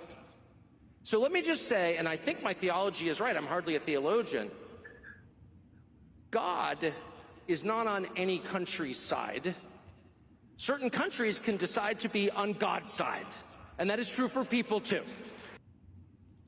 Yo, why it sound like a preacher out there? My boy Tucker, bro. Yo, my boy Tucker, man. So, and what's wild? So you telling me he stands on his own when it comes to saying shit like this, bro? I watched this speech and not everybody was feeling him in the crowd. He was addressing it. He was addressing it, like laughing at it, like, yeah, now that I already pissed y'all off, let's keep going. Like that type of energy. This is towards the end when they get into the Q&A part. So I don't even know. And Tucker obviously was a bit different than Tulsi Gabbard and Ben Shapiro. He didn't go up there with a speech or anything. He went up there with just the mic, man, like just the mic. Like, nah, I don't need no papers, no notes. I'm good. This is just Tucker, bro. Because with a lot of these combos, and Tucker's no different than the conversations that we're having, bro. These are the plain, obvious truths that everybody's aware of, but for whatever reason, we get finessed into seeing it in a different way. How can you argue with anything that Tucker's saying? And if you really peep what he's saying, like this is putting Tucker, this is dangerous for Tucker. What is he really saying by saying, hey, God doesn't choose countries to align? No, countries choose to be on God's side. What is he really talking about? He's talking about all that chosen people nonsense. That's what he's really for. No, you don't. And he said the same with people too. And I'm gonna run it back. Listen to it again. This is a direct call out. Now, the only reason why it's not as direct, let's say, as a Nick Fuentes is because Nick will say the word Jewish. Tucker will never say that. That's just kind of, and I believe in Tucker's mind, he's really like, nope, I'll say everything around it to where they know exactly what I'm talking about. Sometimes that'd be the best. But I'll never use that word because once I use that word, then it'll make their job easier for them calling me an anti-Semite. Now, I rock with it, but I also rock with certain things, on Nick's side. You know what I mean? So I get both perspectives, and I understand that at different times. You and I have had conversations. Nah, just say it as it is, bro. Who cares who you offend? And then there's other times, well, do you actually want the message to make an impact? You know what I mean? So they're using two different strategies, it seems like, to call out the same problem. But they don't fuck with each other. No. This is where it starts breaking down. No. This is when it starts breaking down. Like everything's going that part again. Let me play that part again. Yeah. But keep going. No. Keep going. I'm saying we got this shit out off the ground. Cats is standing on business. We got Nick over here. He the muscle. He the mouth muscle. Then we got Tuck over here. He for the crowd. He the politician. He gonna keep it politically right. But y'all beefing. Fuck, I'm gonna do now. There's any no bit of power. Any bit of power Nick Cats would have had, y'all beefing. So y'all got a problem with them beefing, but y'all beefing. Why don't y'all talk it out? Yeah. Why don't y'all hash it out so that we can see that this constant feel of need of not effing with somebody doesn't result to this? Y'all, if y'all are fighting on the same side, bro, it's a conversation need to be had. Had a convo, bro. Yeah.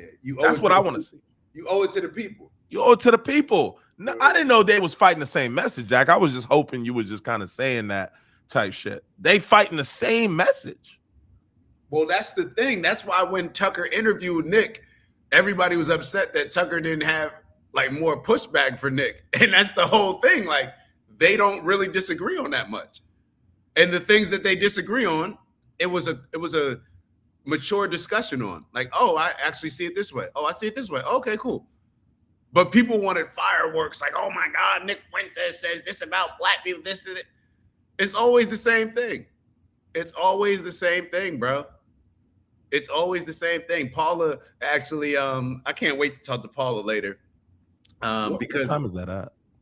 At 12. Well, mine's at 12. But remember yours, I think yours is, we got to figure out what time yours, okay. I think yours may be tomorrow. But yeah. Okay, perfect. Yeah. Okay. But damn, bro, they would be the Power Rangers. If ain't Candace on the same side of the fence? Candace on the same, yeah, bro. There's been a lot of people trying to get all three of them on the same page, but Candace and Tucker are close. Okay, Candace, Tucker, bro, push back. Oof, they can't be the Power Rangers. It's like the Avengers. The Avengers, yeah. Like why I don't know why this ain't. They don't see that they will make it a lot for. See, this is what makes me think there's money involved. Ego and perhaps money. Okay, and ego, money, power. See, even on the side of good, there's still division. Yeah. Why? Because ultimately somebody wants that power, that respect, that money. And even if they are fighting for good, we still find out that they can't even have a conversation. Bro, this is not, it's not even giving what we needed to give in order to get where we need to get. Damn. Yeah, BK Clay, that sounded good. It's not even giving what it needs to give in order to get where we need to get. I like that. Yeah, I rolled off. You like that? Everyone felt good when you hit a little joint. Like, hold on, hype me up real quick. You got to get a pause. You got to get it. Don't just jump in and talk over it. Like, I had to give you a little. Yeah, a little sauce. Hold on. Let's listen to that part again, and I'll finish it off. I won't interrupt it. Very on guard against people who try to leverage the word of God, the words of Jesus, for political ends. That is a dangerous thing to do. I don't want to do that. And I attempt every time. This is all sort of new to me. I'm so obviously not a great Christian that it's not like a lot of people are going to be like, oh, I want to be like him. But there are people, particularly Christian ministers, I have noticed, who are preaching a political message and pretending that it's the gospel. So let me just say, and I think my theology is right, I'm hardly a theologian, God is not on any country's side. Certain countries can decide to be on God's side, and that is true for people too. Okay? God doesn't have a partisan affiliation. He doesn't have a nationality. And if someone is telling you otherwise, that is just not true. It is not true. And I would also call your attention to the very obvious prohibitions in the New Testament against killing the innocent. We are not, as Christians, allowed to kill the innocent, period. We are not. And you see elaborate arguments on behalf of doing so or ignoring it. Oh, that always happens in war. Well, you're right. One of the reasons I'm not that into wars. But when it does happen, unavoidably, we have to say that's wrong. We have to say that. We have to acknowledge that was wrong. And I'm sorry for the extent to which I participated in it. Forgive me. Because killing people who committed no crime is immoral. It will always be immoral. And people who do it will be punished for it. And nations that endorse it will be punished for it. That's a fact. Okay. Now I see what you're talking about. I wasn't going to stop it, but I got to give Glay chimed in. I'm glad you did, though. I saw it. I felt that movement right there. Please, come on, bro. He's saying it. He's saying without saying it. Now tell me this: why are people saying like he was different on Fox? Well, yeah, because this is what he's apologizing for. When he just said it, he apologized because he contributed to it. Whether it was the Iraq War, him pushing for a lot of this stuff, he was pushing a lot of these neocon mainstream narratives. that a lot of the Fox News people of the world were pushed. You know, those are the Mark Levin type of energy. Oh yeah, we need to go to war. We need to do this. We need to do that. Those were the talking points that he was pushing in a lot of ways. And he was establishment. So he was part of the mainstream news outlets. When you look at Democrat versus Republican, who's responsible mostly for dividing and conquering us or getting us to hate each other the most? A lot of times it's the Fox on the conservative side, and it's the MSNBC, you know, CNN to a certain point too. On the liberal side. Oh, hold on. This might be dumb, but how do you know who's affiliated with who? Oh, I mean, you look at the news. Oh, you look at the news. Like, okay, so if you sit down and watch Fox, then you're gonna understand where they are. If you're gonna sit down and watch MSNBC or CNN or even ABC, you'll understand very quickly. Okay. And where the line gets blurred, or I'd say, is on the topics that Israel. It's all the people that get stuff done, no matter who's in office, the Democrat or Republicans. It's all the people that actually work with both and control both. How can I put this? I want to make sure that I'm saying it the right way. So when you look at Israel, when you look at Big Pharma, when you look at Silicon Valley, those are the things where the lines get blurred when you look at some of these stations, because you'll look at it and you'll be like, oh, well, if Fox, if they're supposed to be the MAGA people, the America First, how are they okay with, it seems like, our our politicians being manipulated and controlled by Israel First Zionist or Israel in general? You get what I'm saying? Mm-hmm. So it's like there's always these few topics that get brought up that challenge the people within that particular group. So it's like, okay, that's the conservatives. Okay, what's the thing that separates the conservatives the most? It's what TuckerCarlson is talking about right here. TuckerCarlson's not on the same side of Ben Shapiro and Mark Levin. That's why they're trying to draw this line to make it seem like TuckerCarlson, Candace Owens, Nick Fuentes, all these people are the anti-Semites just because TuckerCarlson is willing to say exactly what he's saying right here. Anybody listening to TuckerCarlson's speech, what American would listen to what TuckerCarlson just said in these last 2 minutes of this speech and disagree? Like, what do you disagree with? Like, how can you listen to what he's saying and disagree with anything? He up there saying he's a Christian. Right, but he's the very same person that they're trying to villainize the most. It's funny how, and this just goes to show you, Glay, that when you're radical being radical is almost in a safe place. You're almost protected more than being. You're protected by your people. Right. Now, when you can call out BS on this side and you call out BS on that side and don't just agree with, the Republicans are doing this. All right, so that's what I'm doing. Democrats doing this. When you're not that type of person, it's like, nah, I'm led by principles, morals, and values. So when that aligns with this side, I'll rock out. When it aligns with that side, I'll rock out. I'm not allowing my side to control how I see the world and to control my principles, morals, and values. I'm allowing my principles, morals, and values to lead and supersede my affiliation with any group. Yeah, I used to do that when I was younger, and this is what's so fascinating at this big grown age that people still do this, but like when I was younger, if my boy gave me a call like, yo, X, Y, and Z said he got some smoke, or yo, we going to Tazwell, the Alpha, the Alpha's acting funny, yo, I need you to pull up. I'm not asking no questions. It's up. I didn't know people still did that.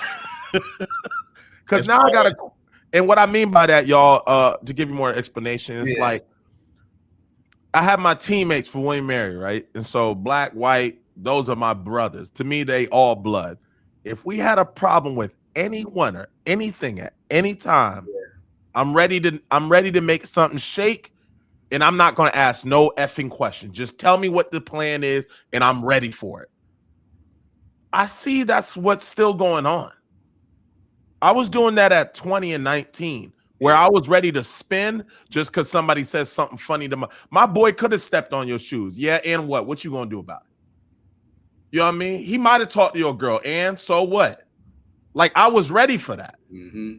But Yeah. That was how I showed my loyalty. That's how I felt. I showed my unbiasedness. That's how I wanted to show, like, BK, he is with whatever. Because I felt like that was that's just how you. And I can't say that I wanted that in return, but I just thought it was just expected. Like, shit, you from the block? I'm with who I came with. I don't care if we're in the wrong. I don't care if we're wrong. I'm not gonna ask. If he say it's up, we'll talk about all that later. But right now, I'm spinning for whatever he on. And so if he feels the need to be arguing and fighting or jumping, I'm right behind him with whatever. I don't care what side of the fence we are. And that's what I'm noticing. I'm starting to see a correlation. There's constantly that mentality, that divisive mentality, that, I'm not too concerned about what's going to happen down the road mentality. 10, 15, 20 years later, this gets a little dangerous when you still not willing to ask questions or stop for a second and say, hey, before we go out there, spin, we might lose this scholarship, man. We might want to chill. And did I want to hear that back in the day? Probably not. Had somebody spoke like that, would I have listened? Maybe, maybe not. It just depends. So what I'm seeing is 10, 15, 20 years later, it's cats still running outside, not asking no question.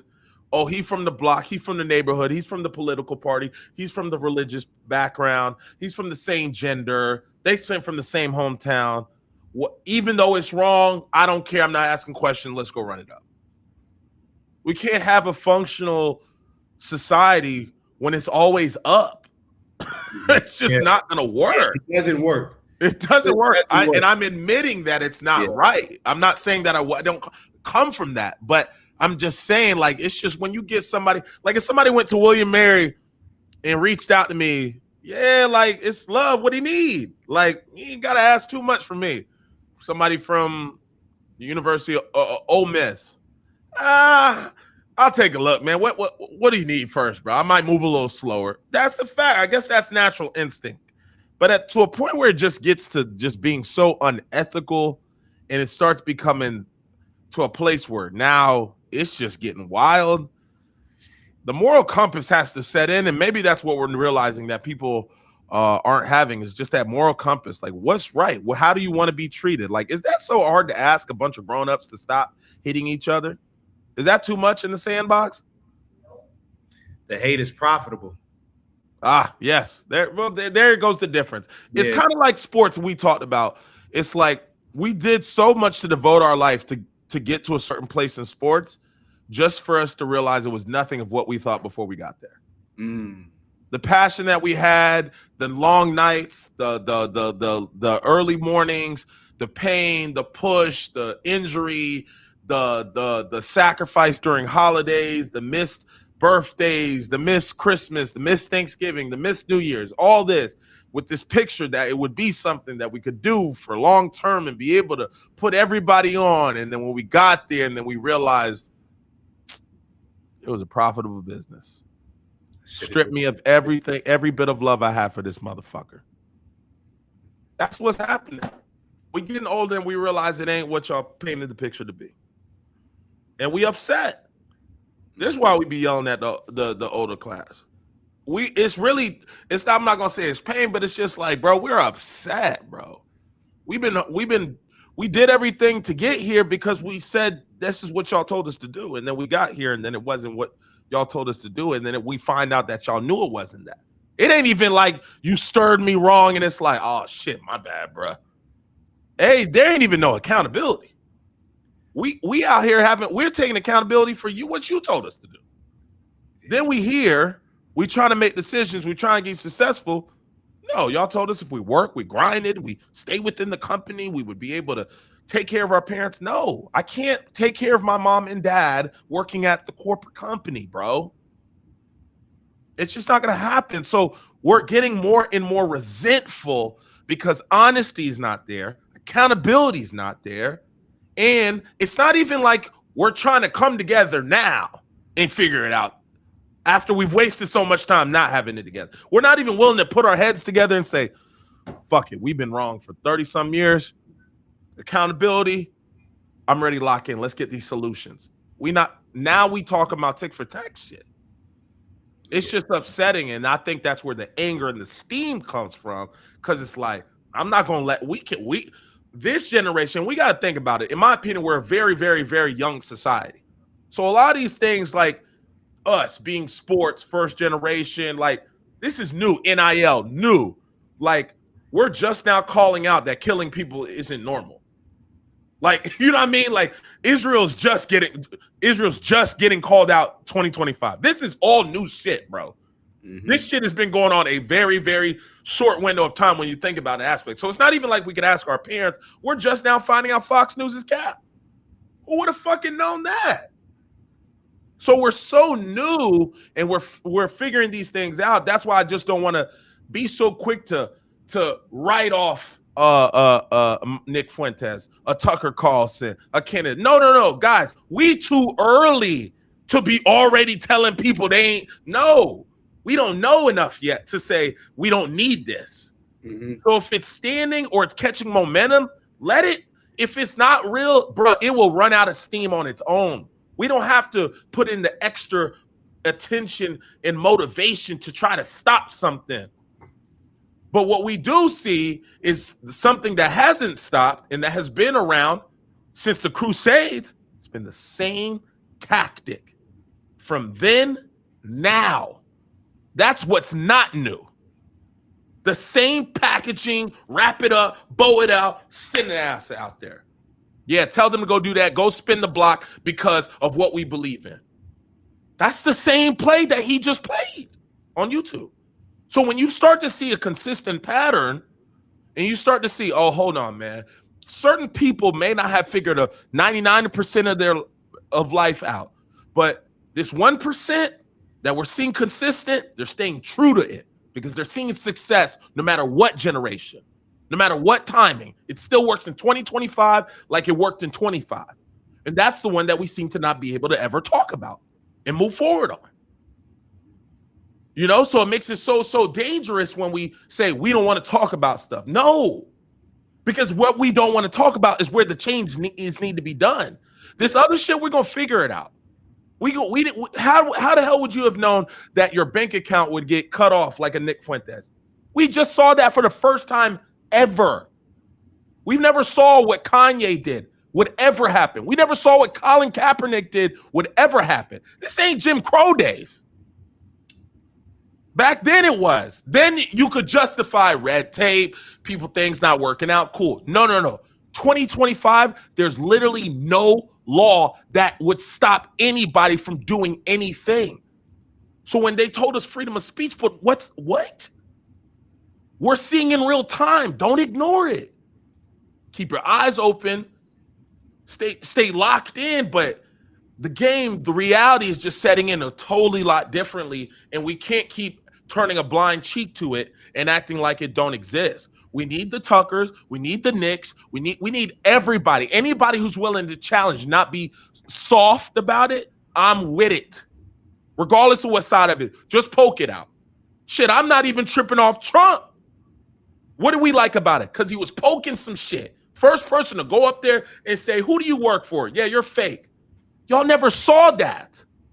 You never saw nobody walk up in the White House and not put on that slick always says them, even though he acting different now. But we never saw somebody poke shit. Bro, you need people like that. That's how history doesn't repeat itself so that you get a different outcome. You keep closing your mouth and keeping wanting to be tradition, you're going to be traditionally going to be still hanging people, still killing people. It's going to continue to happen. We need to keep challenging this stuff by any means. It doesn't matter what you want and what you like. If you're going to be gone at some point in time, and history doesn't need to continue to repeat itself. It needs to evolve. It needs to upgrade. It needs to be innovative. And if you don't have something that's going to allow it to evolve, then you got to close your mouth, because this planet ain't going to be for you in 100 years. It's for another set of people that got to figure out how to solve it and figure it out on their terms. Stop trying to stop the progress. Stop trying to stop the evolving of the society, the religions. No, we're not being quiet. We want this shit to evolve because in 100 years, nobody in this chat gonna be here. Nobody. So what you gonna leave behind? The same shit that killed the Crusaders gonna kill my grandkids? The same thing? Why? Because we ain't want to talk about it. Yeah, I mean, you spot on with everything, bro. And that to me is the most disappointing part when you highlight the fact that we have adults moving in this direction, like moving away from seeing things from a sensible and logical view and resorting to our most beastly nature of just tribalism. That's the most disappointing part in all this, bro. When you see the adults, when adults fall victim to the very same things that they used to tell us to look out for when we're growing up. It seems like when it's like we cycle through. This is how I see it. Like the world moves in cycles. Like I guess some people can look at it like this, but almost looking at it like this, like a tornado, where it's this spiral. Matter of fact, shout out to my big bro Pete. There's this upward spiral. Hopefully that there's an upward spiral. We're gonna keep moving in cycles, but it's like hopefully we can continue to elevate with our standards, our morals and principles as we move into those cycles. Because if we don't elevate those things, we're going to be getting caught up in the very same things. And there's a reason why when Tulsi Gabbard's speaking and a lot of people, let's say, that are trying to convince us to hate Muslim people or to hate this group, hate that group, there's a reason why they sound like almost like very old and traditional. This is why people say like, oh, that sounds like Hitler. That sounds like this. Or maybe that's not why they're saying it, but to me, that's what it sounds like. It's like, this is a very old way of looking at things. We're supposed to advance. Mm-hmm. And then you hear TuckerCarlson speak and it's like, yeah, this is just common sense. Like he's saying, like, why does common sense sound so like, why are we intrigued by it so much? It sounds so wild because it's not common anymore. Wild. How is what Tucker saying the anomaly? How is Tucker on the outskirts? How is Tucker being seen as the bad kid in the classroom? That's how far we've gotten away from, like you said, that's how far we've gotten away from this shit. That's how many mouths have been shut. And I saw Samir say something like, look, when you speak out, look at Charlie and these other people, they have a reason. Bro. I missed that. Yeah, Samir had said something along the line like that. Like there's fear out there for people to speak because they're trying to control it. Look, man, it was once the law for women not to vote. The fear stuff. What is like this is what makes me question even like a lot of the religious folk. Like, I thought y'all only fear God. Oh. So doesn't the fear for God and violating God's commandments, not living godly, doesn't that fear supersede the fear for country, the fear for man, the fear for, oh, you're not okay with us going to war and supporting Israel? Like, shouldn't the godliness and our fear of God outweigh any fear that we have for anything else? This is what it's like. Who's really religious? That's just the clothing line, my boy. That's just the clothing line. That's just the jersey they wear, and they don't really rep it. Yeah, it's just a hardwood classic. They ain't really playing it. They just wear it. That's the sweatsuit. You ain't seen those the sweatsuits that fear God. I get what you're saying. Yeah, that's just the clothing. It's just essentials. Yeah, chrome hearts. It's just fashion. Chrome hearts, put the cross on the neck. That's just fashion, baby. What's the definition there? I know what it was. Like, even if you're not super, and this is why I think, and we get to this topic, but I have a very light perspective on it. But this is why it's so important when you're diving into what your beliefs are, you make sure that you're firm and you're in a place where you understand the impact that it has in all parts of it. When I see we're at the Target, we're online shopping and we're picking and choosing and putting in our cart what we want to, purchase from what we believe in. And we're leaving that this same company, this same foundation of what we believe in is also offering things that say it doesn't align with this. So if your religion offers killing, and just because you don't subscribe and purchase that and check it out, doesn't mean that we don't need to ignore that. Why the fuck is that there? I'm sorry. Please address what I think Samira is. I have to highlight this because this is what happens. Samira wrote, now, see, I agree with you guys until you say something like that. It's not just fashion to me. Samira, with all due respect, it's not about you. If it doesn't apply, then why get offended by it? Clearly, you look at the problem that's happening through society. If what we're saying about religion does not apply to you, then you should be even more aligned with what we're saying, because it should offend you even more. If you value your religion in different ways than what we're describing as the problem with religion, then you should be offended just as much or even more than us. We're not talking about everybody. Like, we got to reach a maturity level where we understand that, hey, when we're talking about certain aspects of Black culture, I can't be offended by everything just because I don't fall into that category. Yes, we have a problem with Black crime in America. Yes, we have a problem with a lot of ignorance in the Black community and Black culture. But should I sit here and say, oh, this is where I got a problem with y'all because this don't? I don't understand how. I don't get it. It's always okay for us to take full accountability for shit we don't do, but it's always triggering for somebody else to hear it. Yeah. We can never move the needle forward. Yeah. Like, are you not aligned with that? Some people use it as fashion. We're gonna be that naive to say, well, I don't. Like Jack said, how can we be talking about a person? We're talking about an entire generation here. Are you kidding me? This is how we can never improve anything when it comes to women or on these topics where it's like, well, you said women, you didn't say a particular one. So now I got to address every particular woman from a personal. Now I got to personalize it rather than just looking like, hey, this may be a problem that we have with women. This may be a problem that we have with men. This may be a problem that we have with the culture of this group. It's becoming dominant.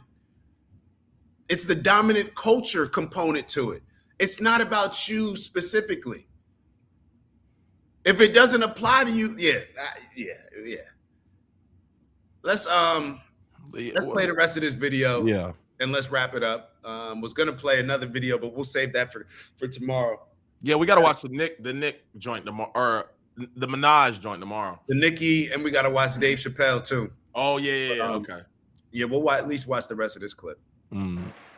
You are seeing now a very intense effort to convince you otherwise. Oh, it's fine. They deserved it. Really, did their children deserve it? If a man commits a crime, do we kill his kids? I don't care if it's in Minneapolis or Gaza City. No, we don't. And if we do accidentally, we say, I am so sorry that we murdered someone who did nothing wrong, because it is murder. And to see Christian pastors make excuses for that is one of the most, and that's not a partisan question. That is not a political question. That is the only question that matters. Do we have the right to murder people?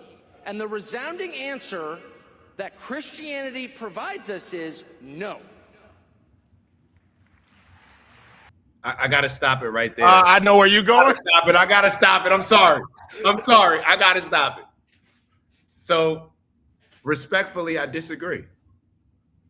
It's a matter of framing, Dak. You can frame things in ways people take offense or not.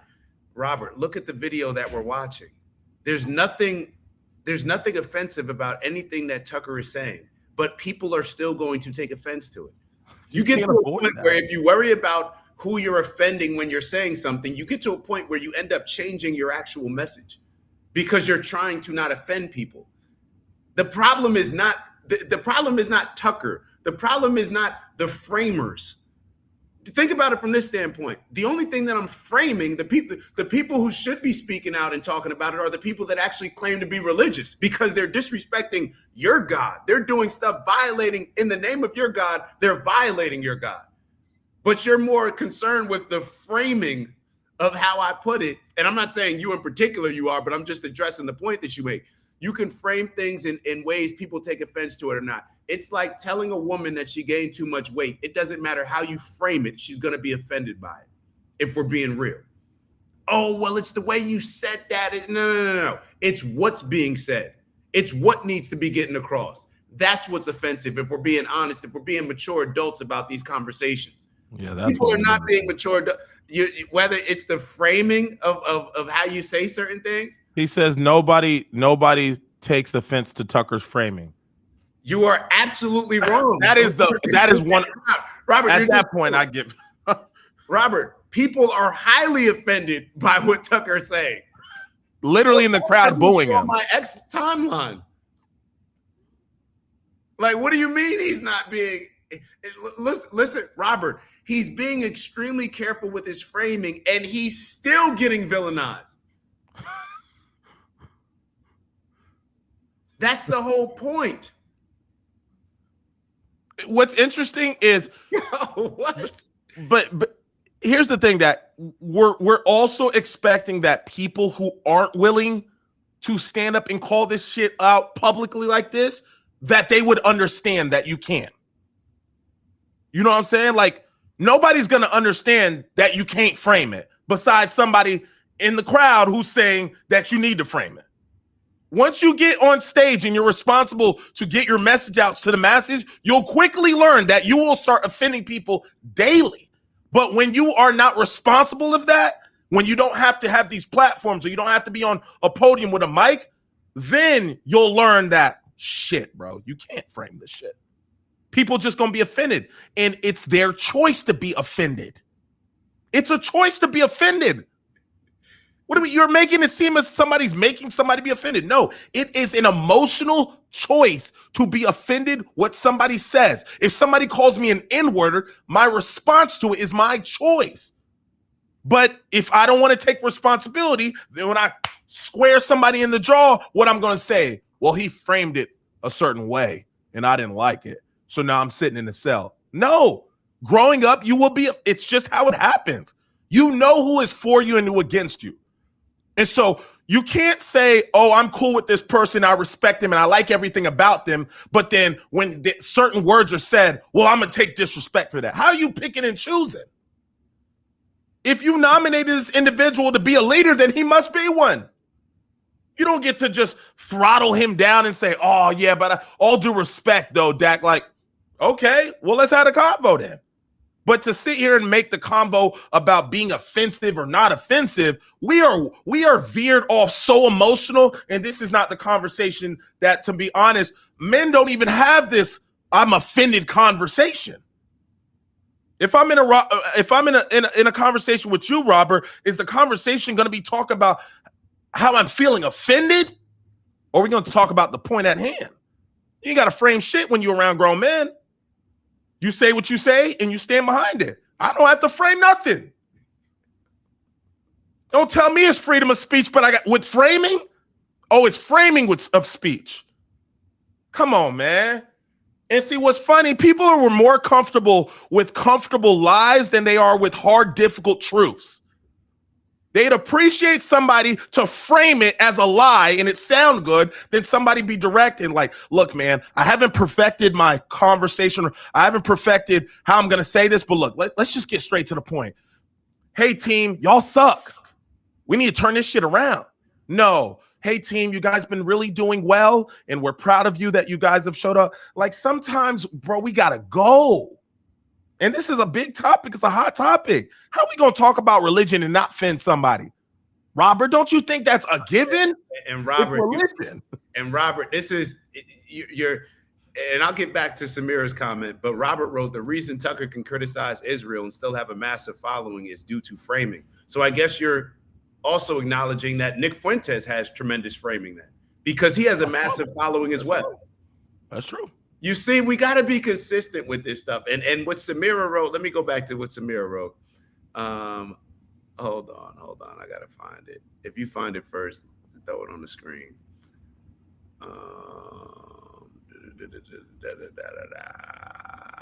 Let me get back to it. I may not be able to find it. Oh, is it this one? I put it up. With all respect. Oh, yeah. Well, I don't even know what this means, but with all respect, Dak, it isn't that it offends people. It's that you can be framed for agreeing with what is right. You aren't getting the point. I don't understand what this message is, if you can elaborate on it, but I have no idea what this message is. I don't, what's the point then? If I'm not getting the point, please, that's totally possible. please explain to me the point. Don't just say I'm not getting the point. Explain to me what the point is, because how are we going to know that you're getting the point? It's easy to say, oh, you just don't get the point. What am I missing? Maya said a great point. No, Nick has a following that doesn't care about framing. Yeah. Matter of fact, this is the hold on. Let me be very clear. I had a conversation this weekend with some family. Mm-hmm. We've gotten to the point where the world is what it is because grown men care more about framing and are appealed and they're more attracted to how something is framed than the actual principle of it.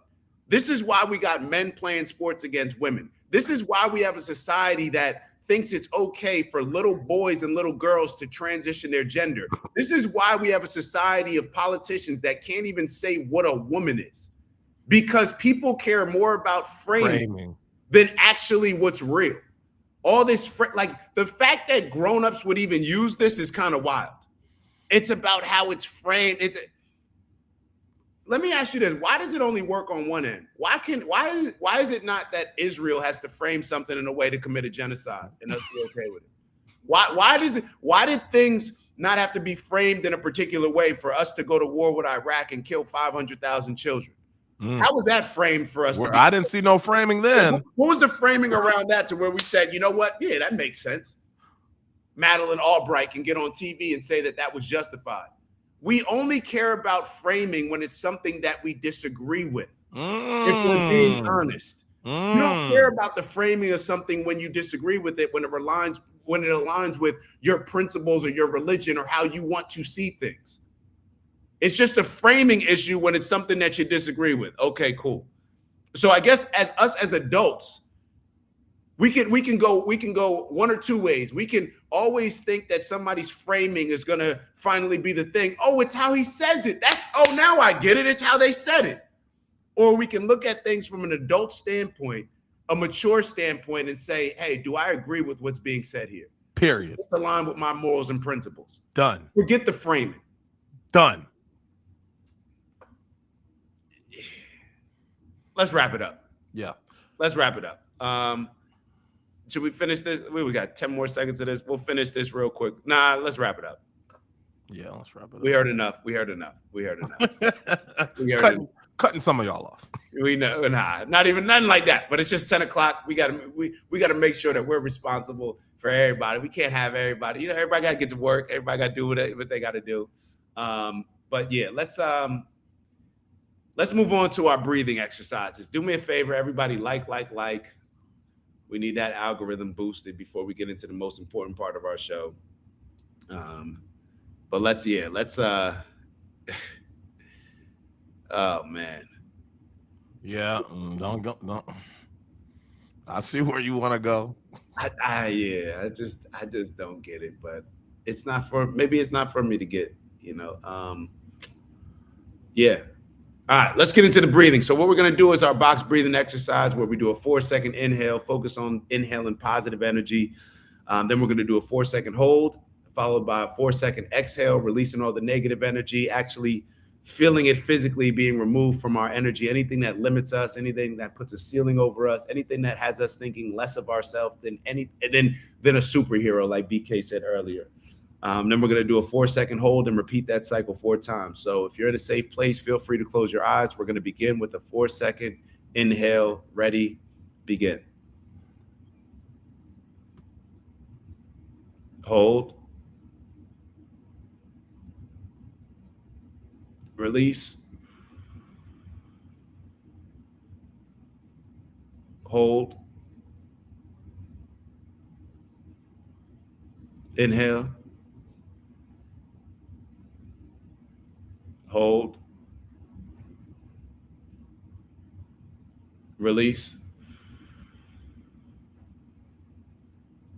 Hold. Inhale positive energy. Hold. Release the negative. Hold. All right, we're getting into our last cycle. Keep holding. Make sure that we're intentional with inhaling this positive energy. Ready, begin. Hold. Keep holding. We're going to release the last bit of that negative energy. When I say go, go. Hold.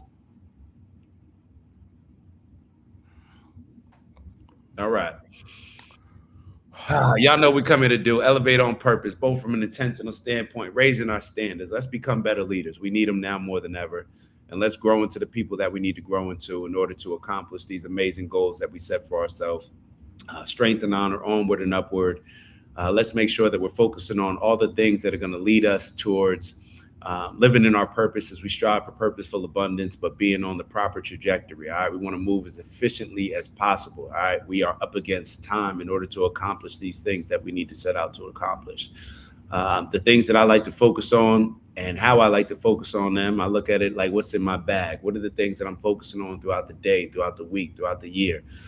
What's going to be my guiding star? So a lot of these things that I focus on are peace, love, happiness, health, wealth, and in everything we do, integrity.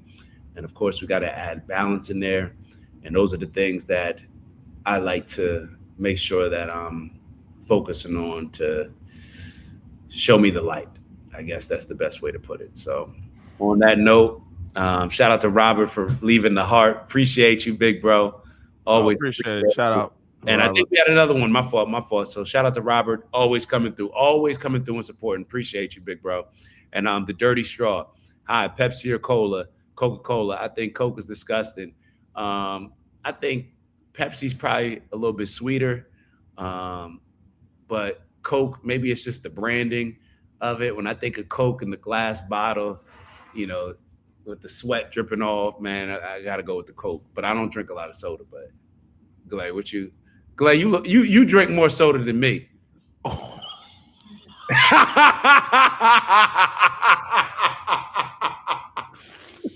Wow. But look, Jack, I could get offended by that. You could get offended, right?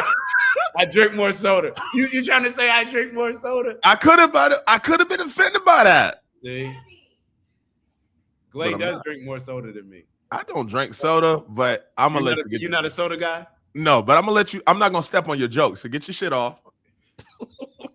I got him back. He said some shit. Yeah. Yo, what was what you finished off Friday with?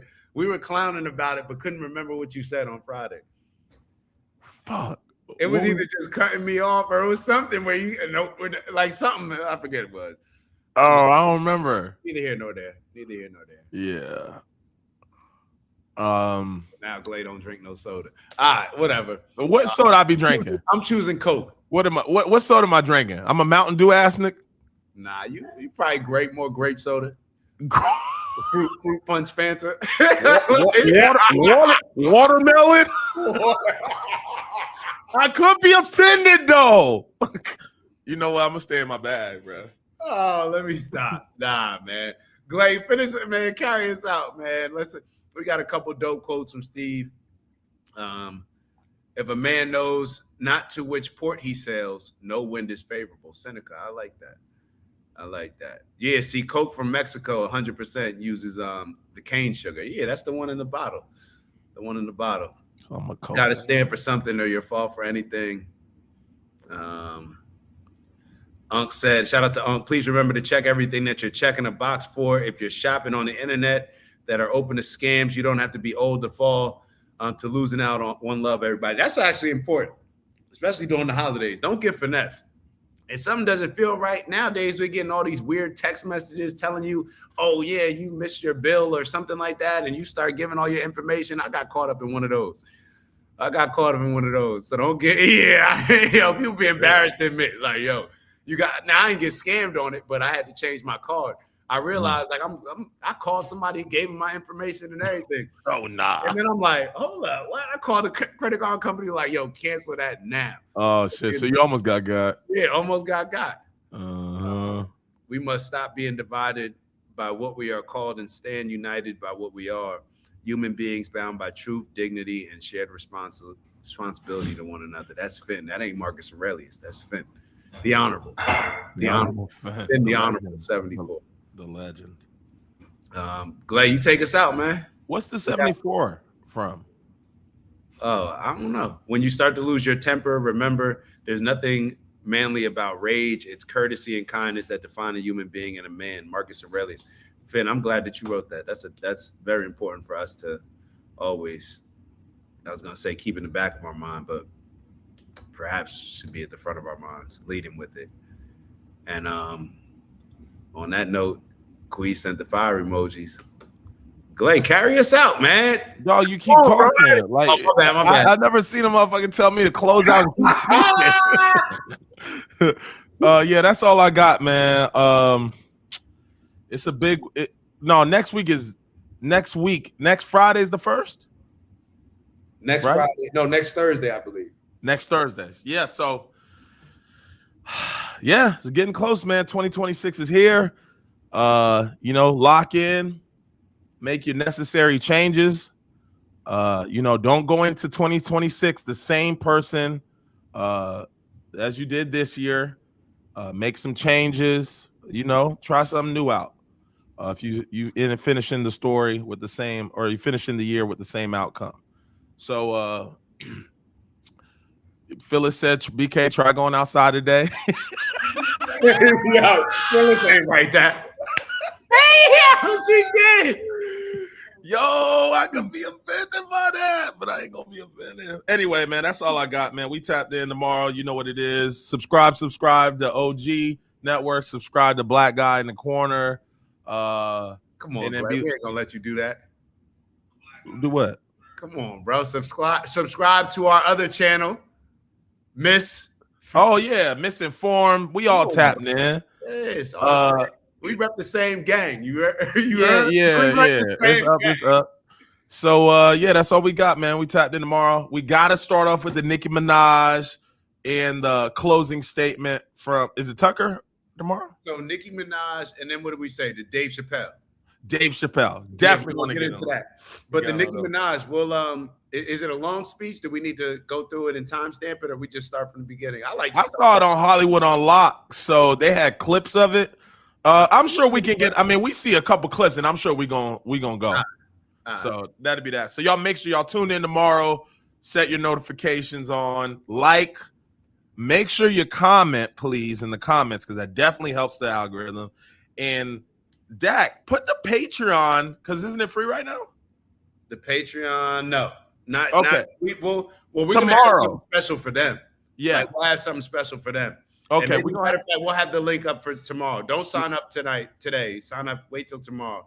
Yep, we'll have to join. Yeah, you can. Matter of fact, you can join. There's definitely a free component. That's what I thought. There was a free join. So tomorrow we'll have the link set up for y'all. We've got the Patreon up and coming now, so we would definitely want to get y'all involved in that as well too, because we're not trying to get tuckered out here. And then shit, that's it, man. Y'all hold it down. I got the Discord. Hold on. Oh yeah, Discord. I got the Discord. Discord is on the screen. I saw Paula write. She sent me a link. All right, we locked in. That's it. I And gotta connect you with. Are you already connected with Paula? And she's in the group chat. She's in group. Yeah, I see her on Discord. So just reach out. You could schedule yours. I think I may have told her tomorrow. I may have scheduled it already. Okay. Yeah, man. We got the wrong info. That's fine. I'm free tomorrow. All right. So on that note, we'll see y'all soon. Tomorrow. Yo, why does he always do that? Because you don't end the stream. Does he always do that? You take forever to end the stream.